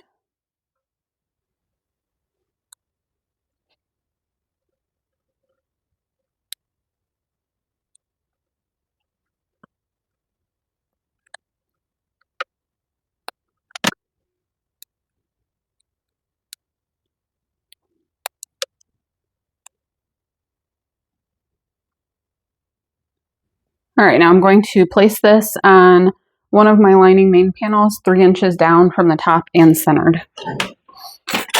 All right, also, this is a good place to use any woven tags that you have. I had this one out for it, Sarcasm Served Daily. This is from Sewing Blurbs, but I think I Took Forever to Make is more appropriate. So I'm going to stick that right under the edge of my overlay. I think this one is from Mormino. Like I'm 99% positive it is. All right, and now I'm going to top stitch around this using a 1/8 inch seam allowance, and I don't back stitch and I leave my thread tails long so that I can tie them off in the back.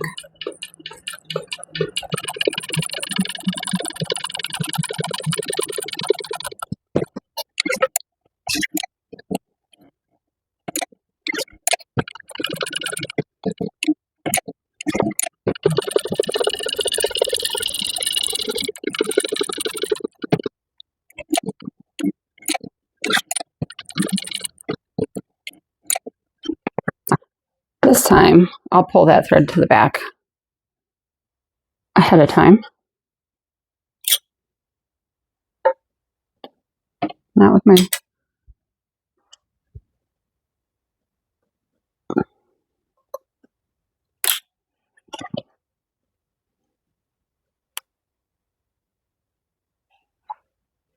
All right, now make sure those threads are down here out of the way, and then I'm going to stop sewing in the same hole that I started in.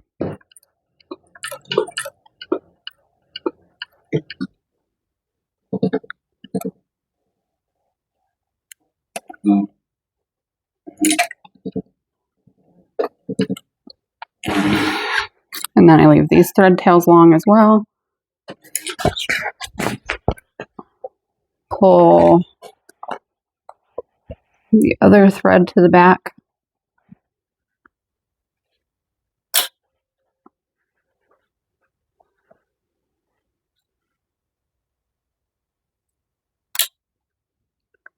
And then I just usually grab 2 in each hand and tie a square knot.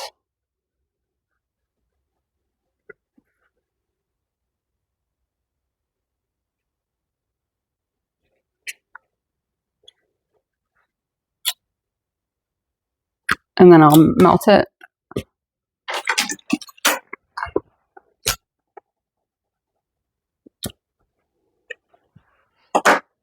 Then we want to cut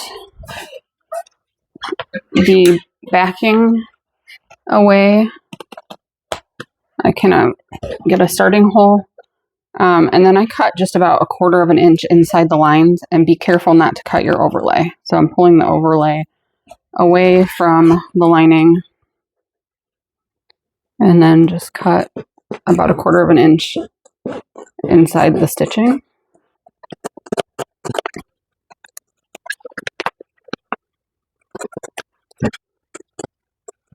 Okay, that is all cut away, and now you can see through the opening.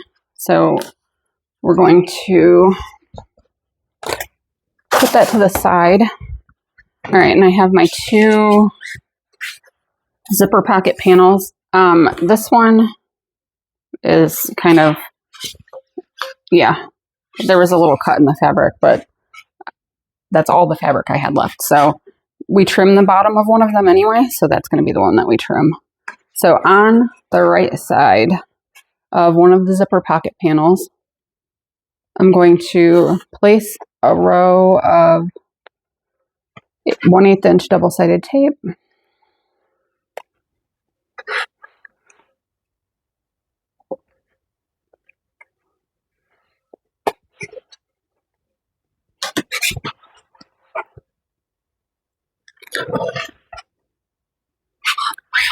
And I do find that using tape for this helps my zipper to not get wavy. So now I'm going to line my zipper up along the top edge, also right side up. So zipper is right side up on the right side of the fabric, and it seems incorrect, but it's not. Trust the process.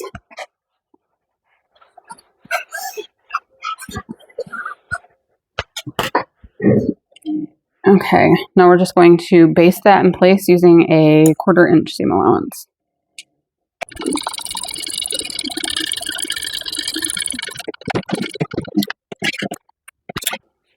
Okay, now on the wrong side, we're going to place a row of the 1/8 inch double-sided tape in the seam allowance area.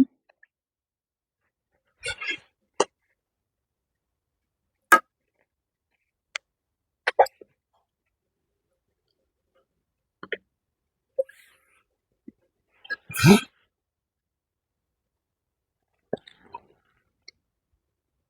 right, and then we're going to flip the zipper away from the lining and fold the seam allowance down like this, which is going to be hard for me to do out here, so well, I'll try my best. I like to try to keep things on camera, but sometimes it's very difficult.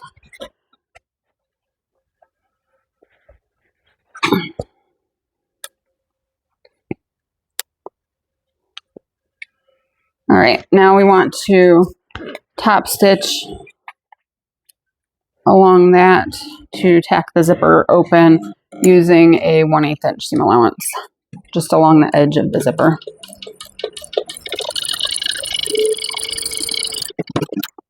All right, we're going to repeat the same process with the other.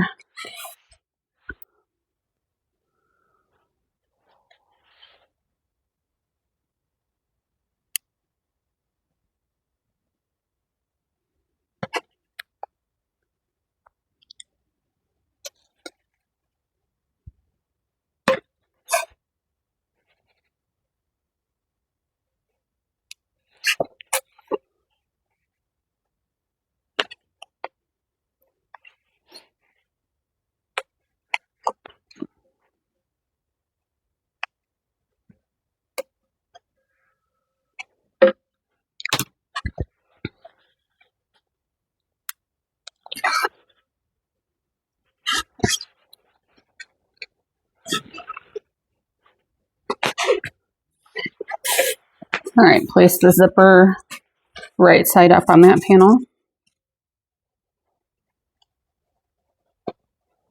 Just like that.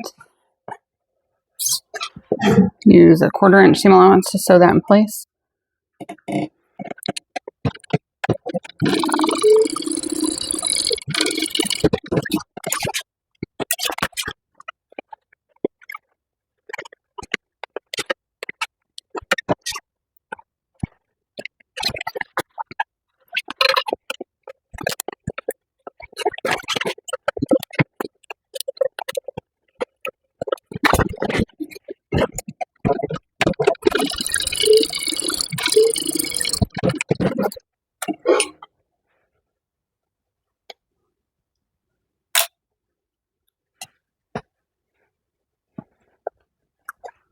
All right, now I want to put the zipper pull on.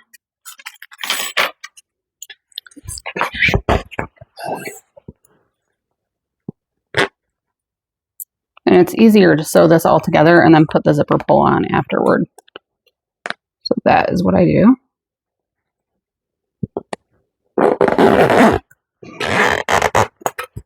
All right, now I am going to put 1/8 inch tape around the center opening of my overlay. All right, I placed a row along the top and along the bottom. I don't typically put it on the sides. It's such a small area that I find it doesn't really matter.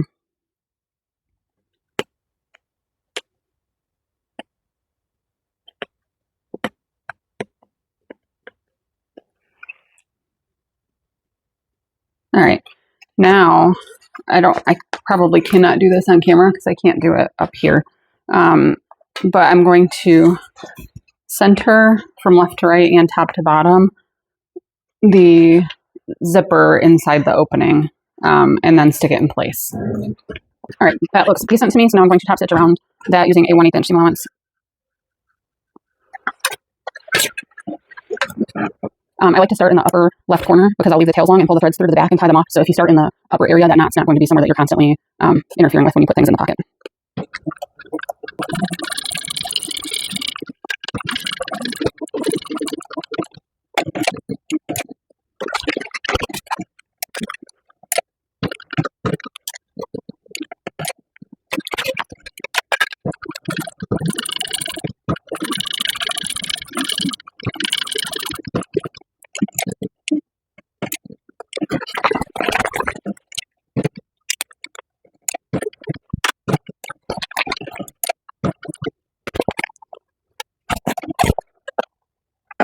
And then I want to end in the same hole that I started.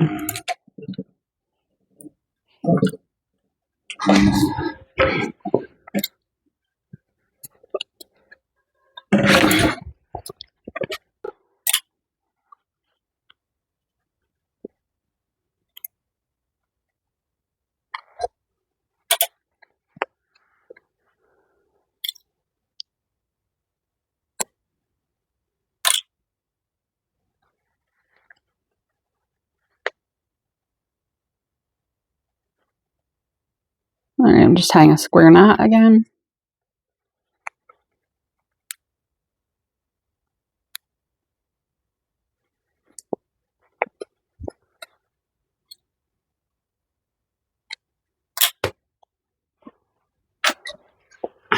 And singe the threads.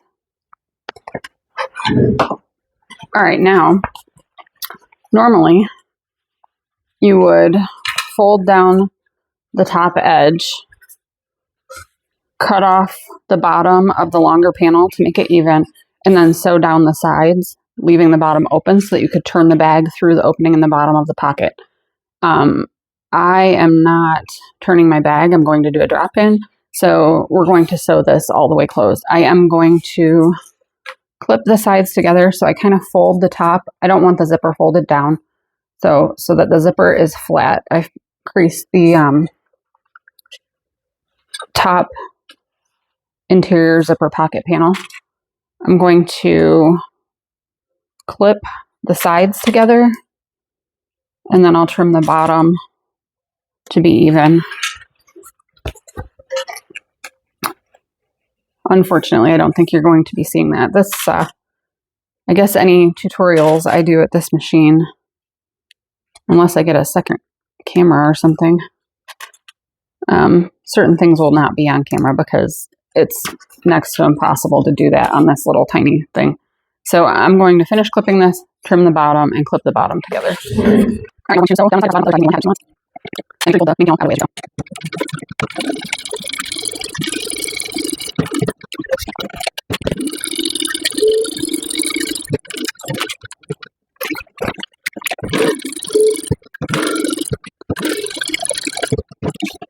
All right, interior zipper pocket is completed. We're going to make the lining slip pocket. So we have 2 more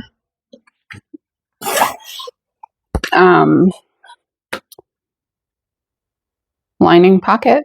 What do I call these? Lining pocket panels. We're going to place them right sides together, matching up the top raw edge. Clip that together, and then we're going to sew it together using a 1/2 inch seam allowance.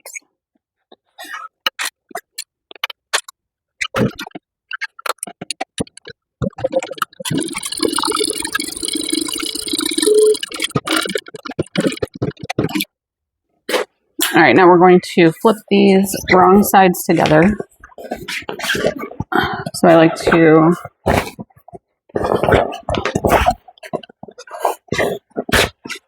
finger press the top seam.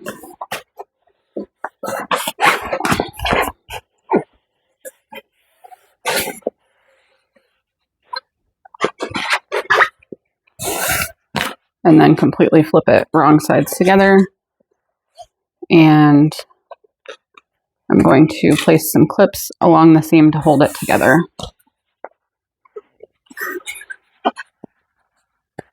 All right, once again, I'm going to do this off camera because this is like difficult up here. Okay, we're going to top stitch along this top seam using a 1/8 inch seam allowance.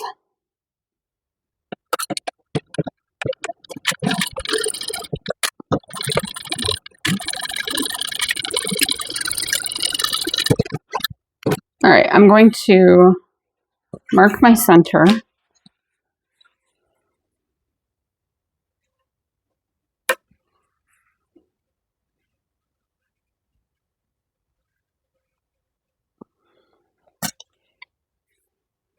And then I'm going to place this on top of this lining panel and clip together along the sides and bottom, moving the interior zipper pocket out of the way. Okay, we're going to base this in place using a 1/4 inch seam allowance.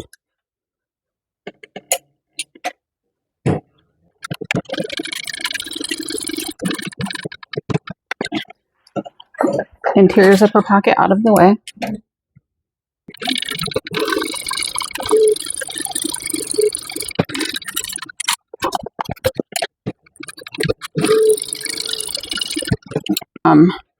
What I'm going to do for this is sew up from the bottom along the center line.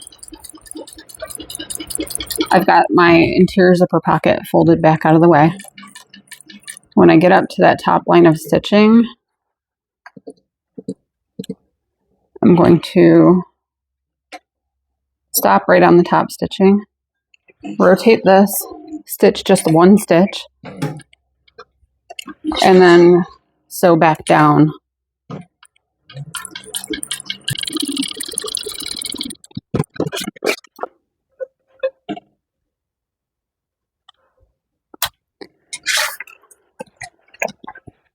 All right, so now we're going to create the recessed zipper panels. Okay, for my recessed zipper panels, I measured 1 inch from the end on each. Normally I would use double-sided tape for this, but it doesn't really stick to the wax canvas. So we're folding and using clips. And also I found that it creases because of the wax. So if you kind of scratch it with the ruler, I already halfway folded these.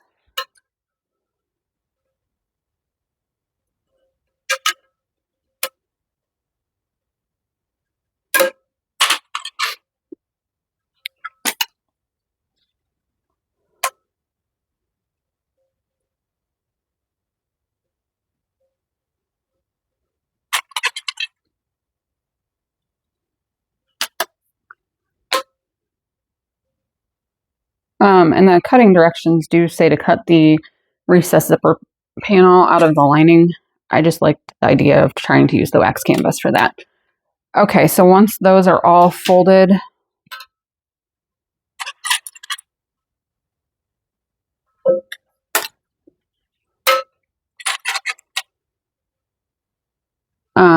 let's get our zipper prepared.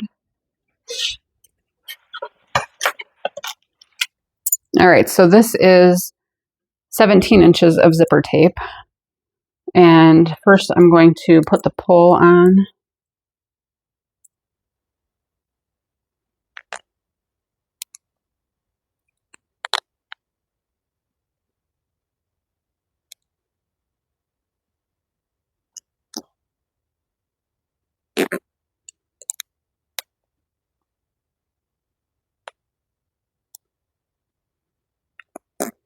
There we go. Pull it all the way to the other end and separate this end of the zipper.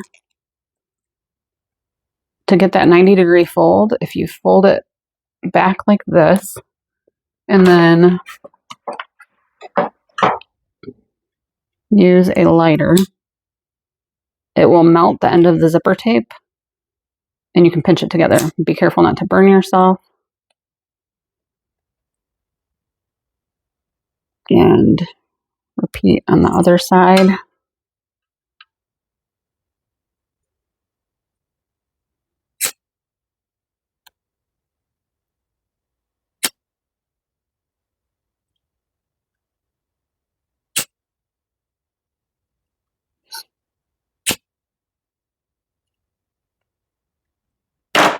All right, now we have our zipper prepared. We want to place one of these panels right side up and place the zipper on top, right side down. I like to place the edge of my teeth kind of even with where this is folded back, and we will clip this in place along the length of the zipper. I find it easier to unzip the zipper when I do this.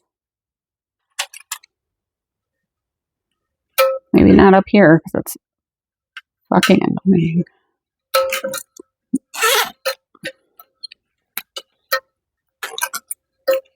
Okay, I lied. Keeping the zipper zipped.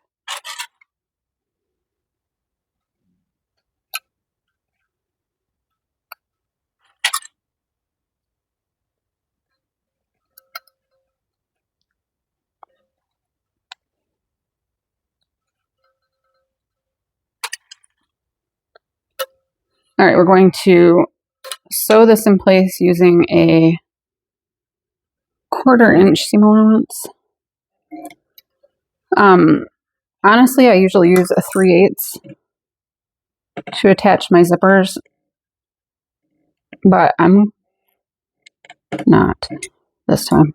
That's all. I want to sew this way, and I'm going to get as close as I can to 3/8 with the presser foot on that side. So it'll probably be a 1/4, and that'll be fine.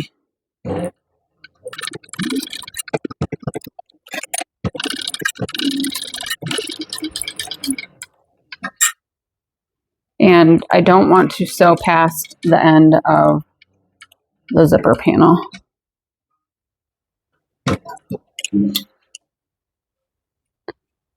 Now we're going to take another zipper panel,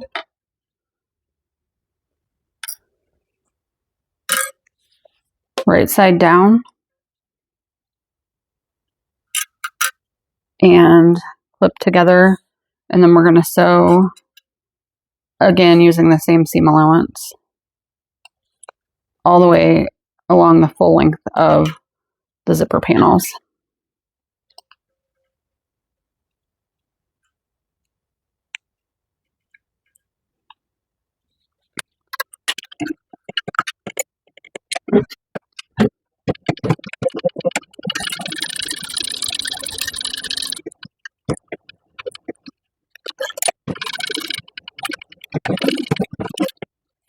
All right, now we will fold the zipper panels away from the zipper and wrong sides together. And then we're going to top stitch along the zipper using a 1/8 inch seam allowance and baste the open edges closed. Well, I guess it's top stitching along the short edges. We're basting the long open edge closed.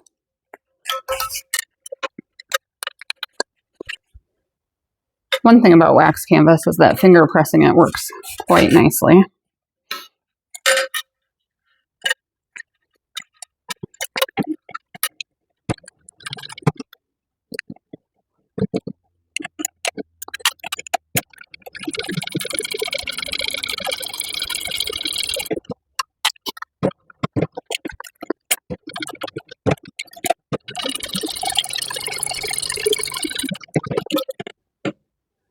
All right, we're going to repeat that process on the other side.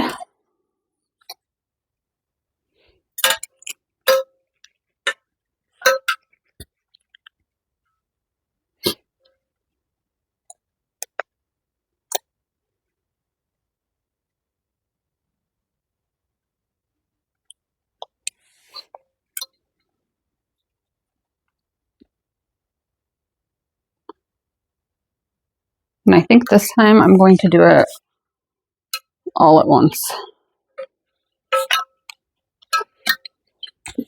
Let me clip the other one in place first.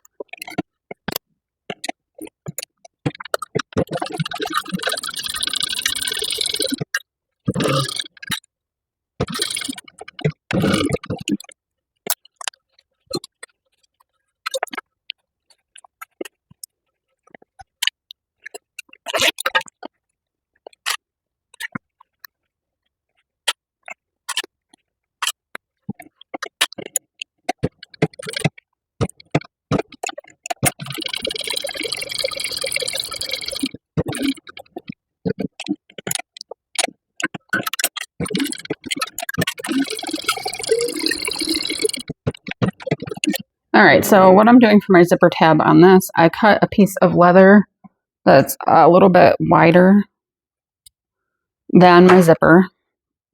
The entire back of it is covered in double-sided tape. I'm going to place my zipper inside of this and fold it over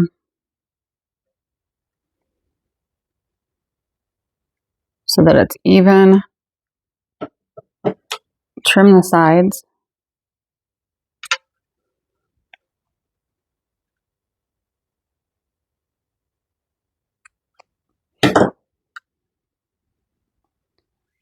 And then I'm just going to sew it on using an 1/8 inch seam allowance from the raw edge.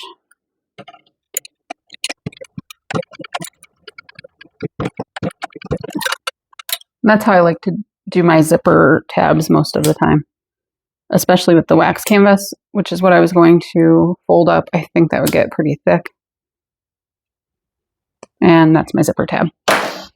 Okay, now we want to repeat steps 18 to 23 to assemble the base panels, bottom panels, and main panels, but with the corresponding lining pieces, making sure to fold the interior zipper pocket out of the way. Okay, so I have my lining, and because it's waterproof canvas, I don't want to do it the way that the pattern shows. So I'm just going to follow the same process that I did with the exterior one. So I'm just going to cut the corners off.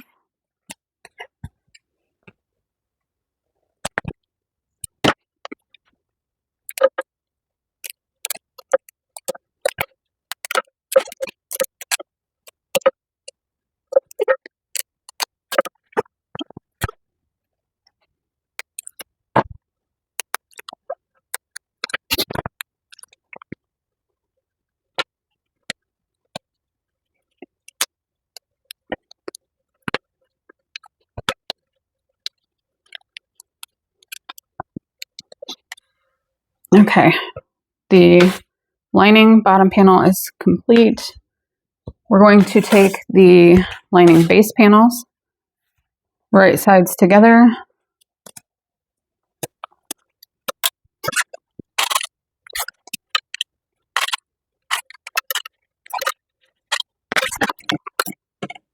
and sew these together using a 1/2 inch seam allowance.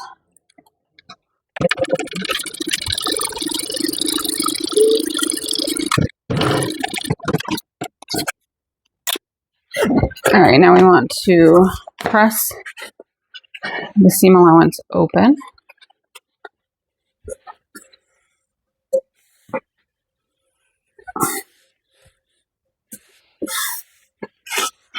And we're going to top stitch down each side of the center seam.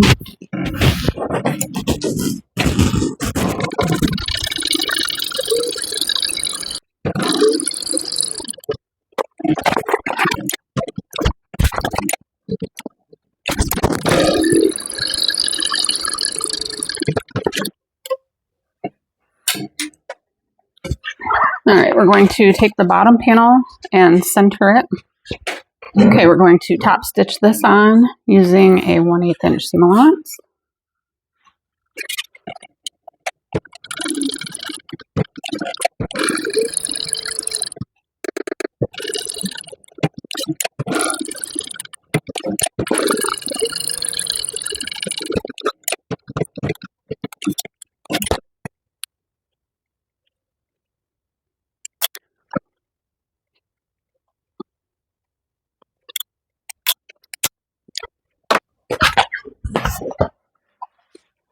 All right, we're going to take one of our lining panels and place the base panel right side together, matching up the bottom edge of the lining panel to one of the long raw edges of the base panels. And we're going to sew that together using 1/2 inch seam allowance. I don't know if it's a wise idea for me to not clip it, but I really just don't feel like it. We'll find out.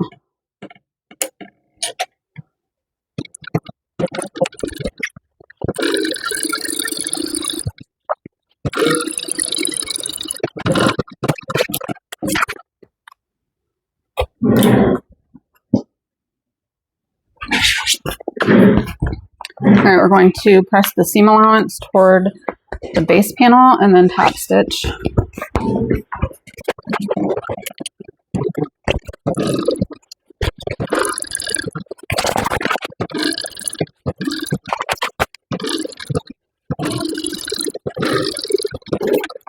Okay, we're going to repeat that to sew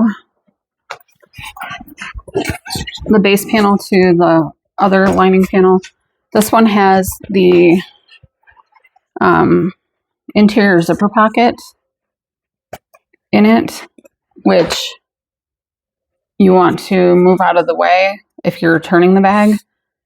Because I'm not, I'm going to actually sew the bottom of that pocket into the seam,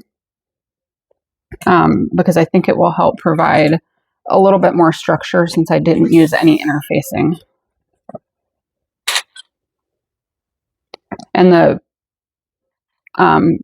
lining portion with the pockets is going on the back of the bag, and then the exterior front has the pockets, so we have like the extra structure from the layers of fabric on the front and the back. Just part of it's in the exterior, part of it's in the lining.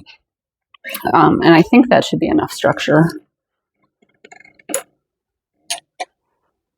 And then my thought is, I'm not sure if this will hold my laptop, but if it will, my thought is to make a padded laptop sleeve separate, which maybe I'll do a video tutorial for, or make a pattern for it, I guess. I don't know.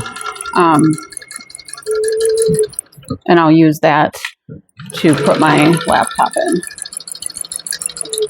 I don't want this to be limited to a laptop bag.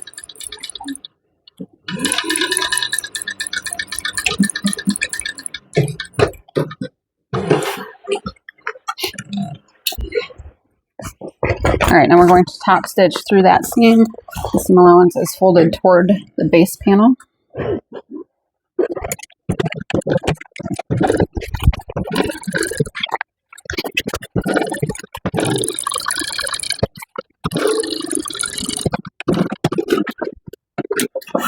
All right, now I'm going to go to the cutting table and I'm going to cut 2 inches off the top of each lining main panel. All right, so we're going to first sew along the sides. So first I'm going to find the center.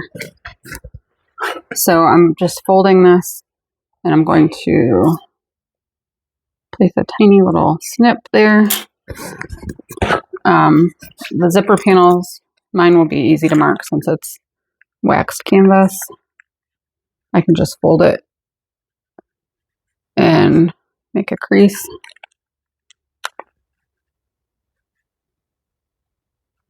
Okay. You want to make sure that your zipper panel, I attach it to the back lining panel first, so that I can make sure my zippers are going in the same direction.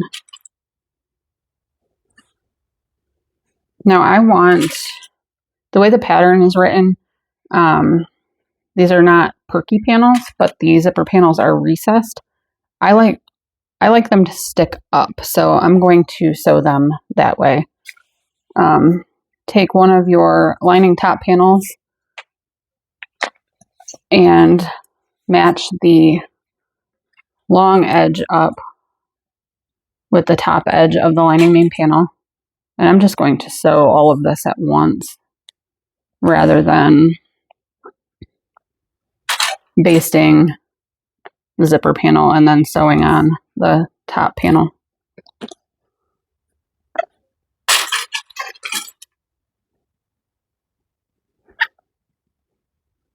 All right, and we're only sewing this at a 1/4 inch seam allowance. And this doesn't make the lining too small, because a lot of the time when you sew a lining, you will adjust the seam allowance so that your lining is not baggy in the exterior. This helps with some of that because you're taking out a 1/2 inch on each side. So I'm just sewing this at a 1/4 inch seam allowance.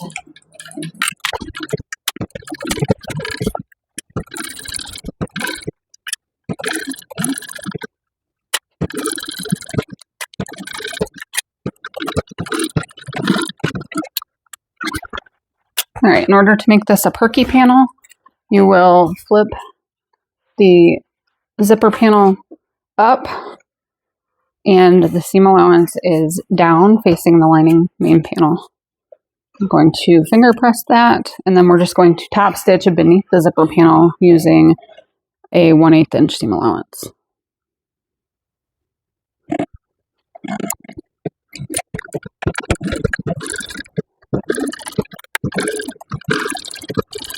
If you've never tried to sew while keeping your head out from under a camera, you should try it sometime because it's very difficult.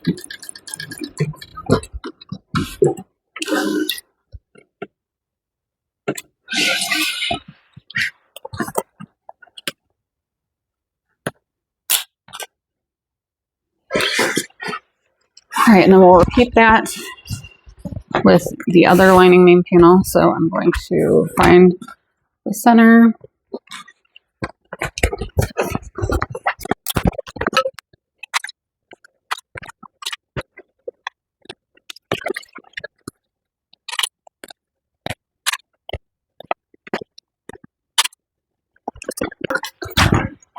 All right, 1/4 inch seam allowance for this.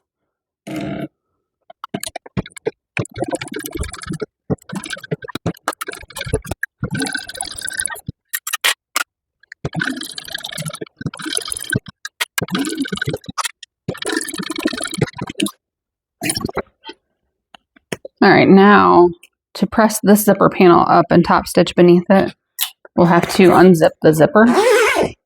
And it'll be just a little bit trickier because we have this all assembled.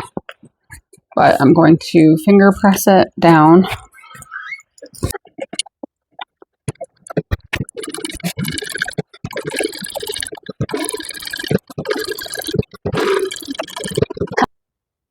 All right. Now we're going to zip that closed. Make sure that the tail is down inside. And we want to line up the whole entire side raw edges.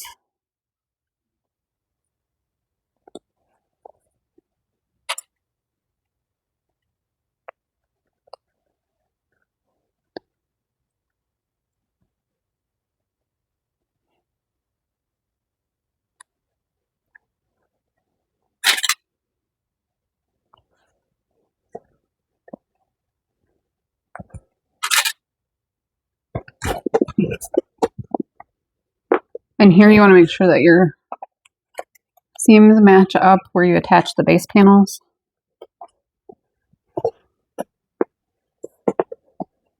And the bottom seam is folded in half. We're not making the corners the same as we did on the exterior for this. We are going to box them like a regular box bottom bag. But first we need to sew it all together. And I'm just going to clip both sides ahead of time.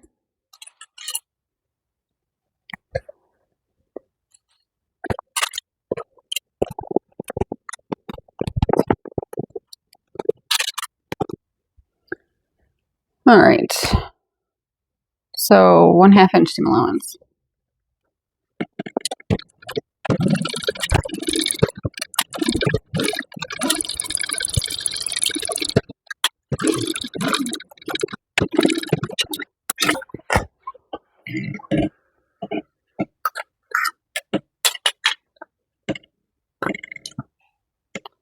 All right, on this end, make sure that you're not sewing through your zipper tail.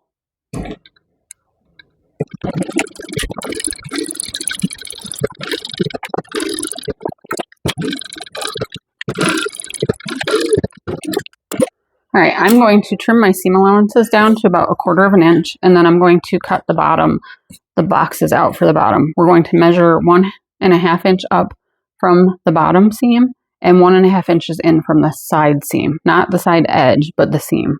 So it'll be 1.5, 1.5. This is our cut. And now before we box the bottom corners, we're just going to sew directly over this line here to reinforce the stitches so they don't pull out.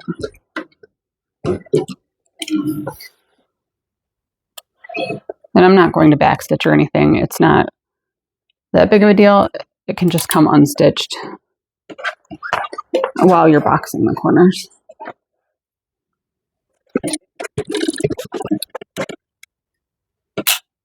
All right, now to box the bottom corners. Why do I sew it together using a 5/8 inch seam allowance? Oh, I was supposed to sew along the sides using a 5/8 inch seam allowance. We're gonna pretend like that didn't happen. I'm just gonna resume. Continue. I'm not changing it now. Especially since I don't have like thick interfacing, I think it'll be fine. If it's not, it's my bag. I don't care. Okay, we're matching up the side seam and the bottom seam.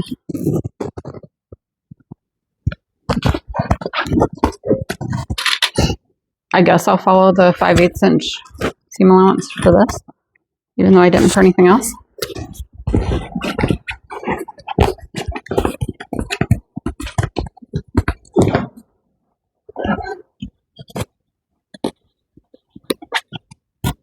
I guess that's a lesson. It's all not that big a deal. Sometimes seam allowances are very important. Other times, not so much. Here's an instance of not so much. And everything will be fine.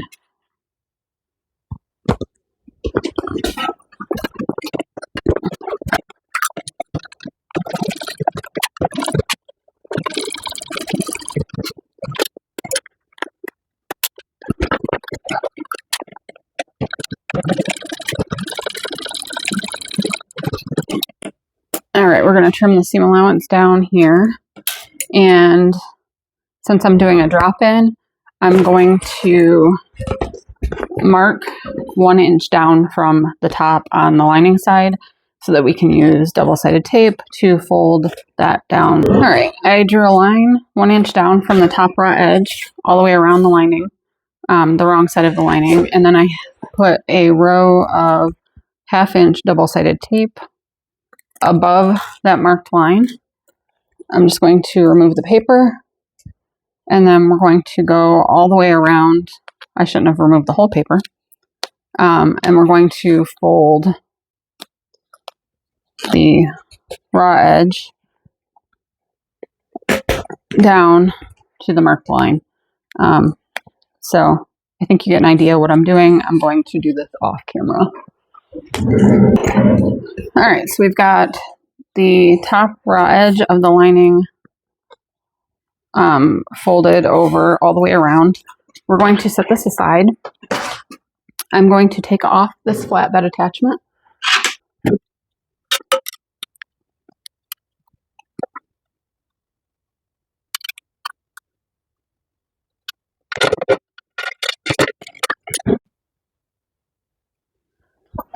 All right, now that we have the flatbed attachment off, we're going to go ahead and add the crossbody connectors real quick.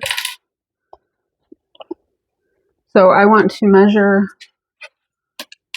1 inch down.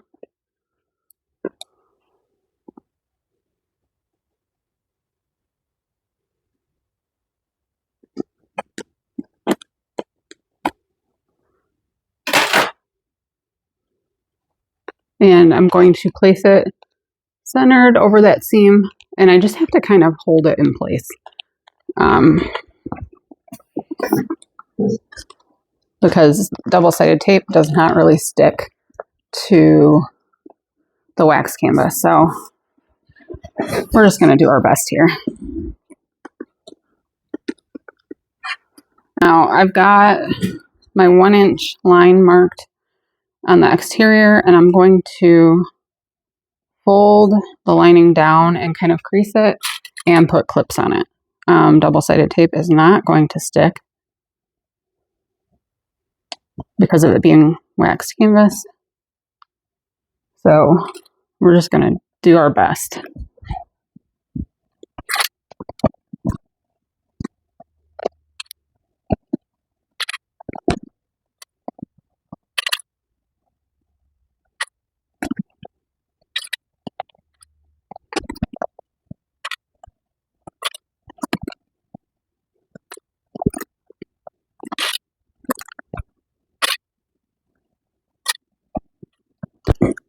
All right, now we're going to take the lining and place it inside the exterior. We'll make sure that we have the back side of the lining against the back side of the exterior. Oops.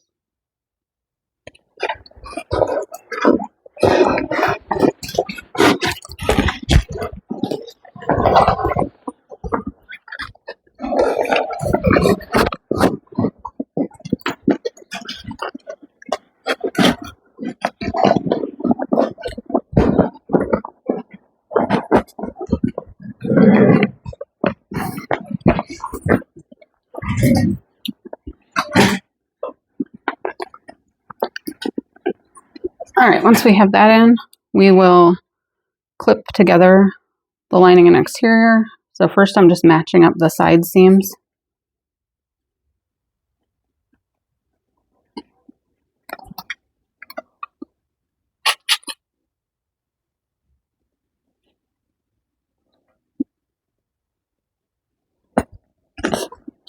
And then I'll match the rest of the way around, folding that zipper panel out of the way as I go.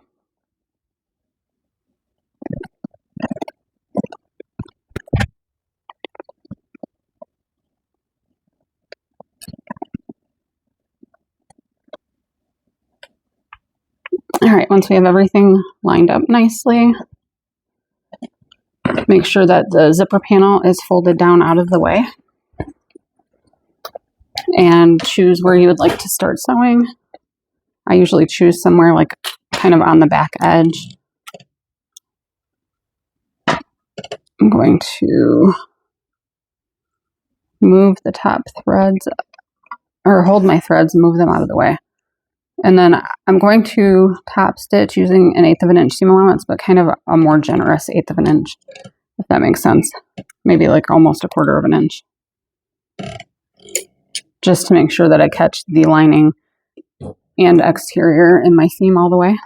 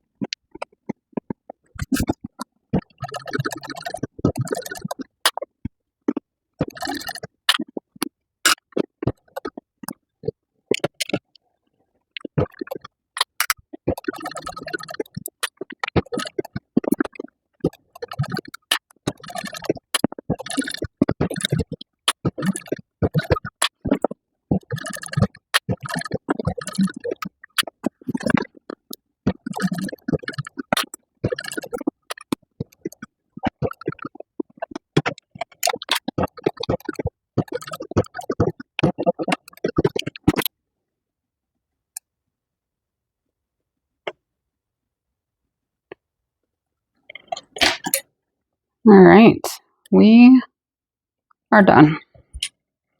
So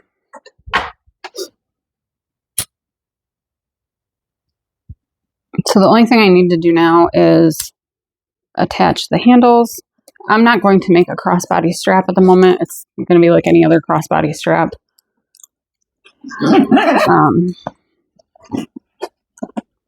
And honestly, attaching the handles is going to be like any other handle. So there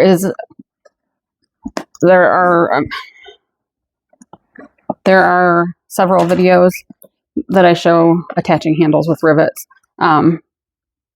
So I'm not going to do that on camera, but there is the finished bag, and let's see how it will look with the handles on. I don't know if my clips will fit.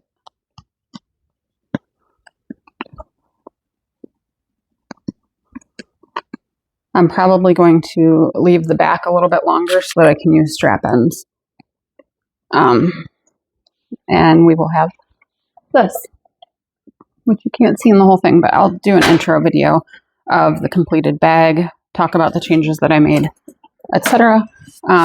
After I clean this up and hit it with the blow dryer and attach the handles. So thank you for watching my modified Joey.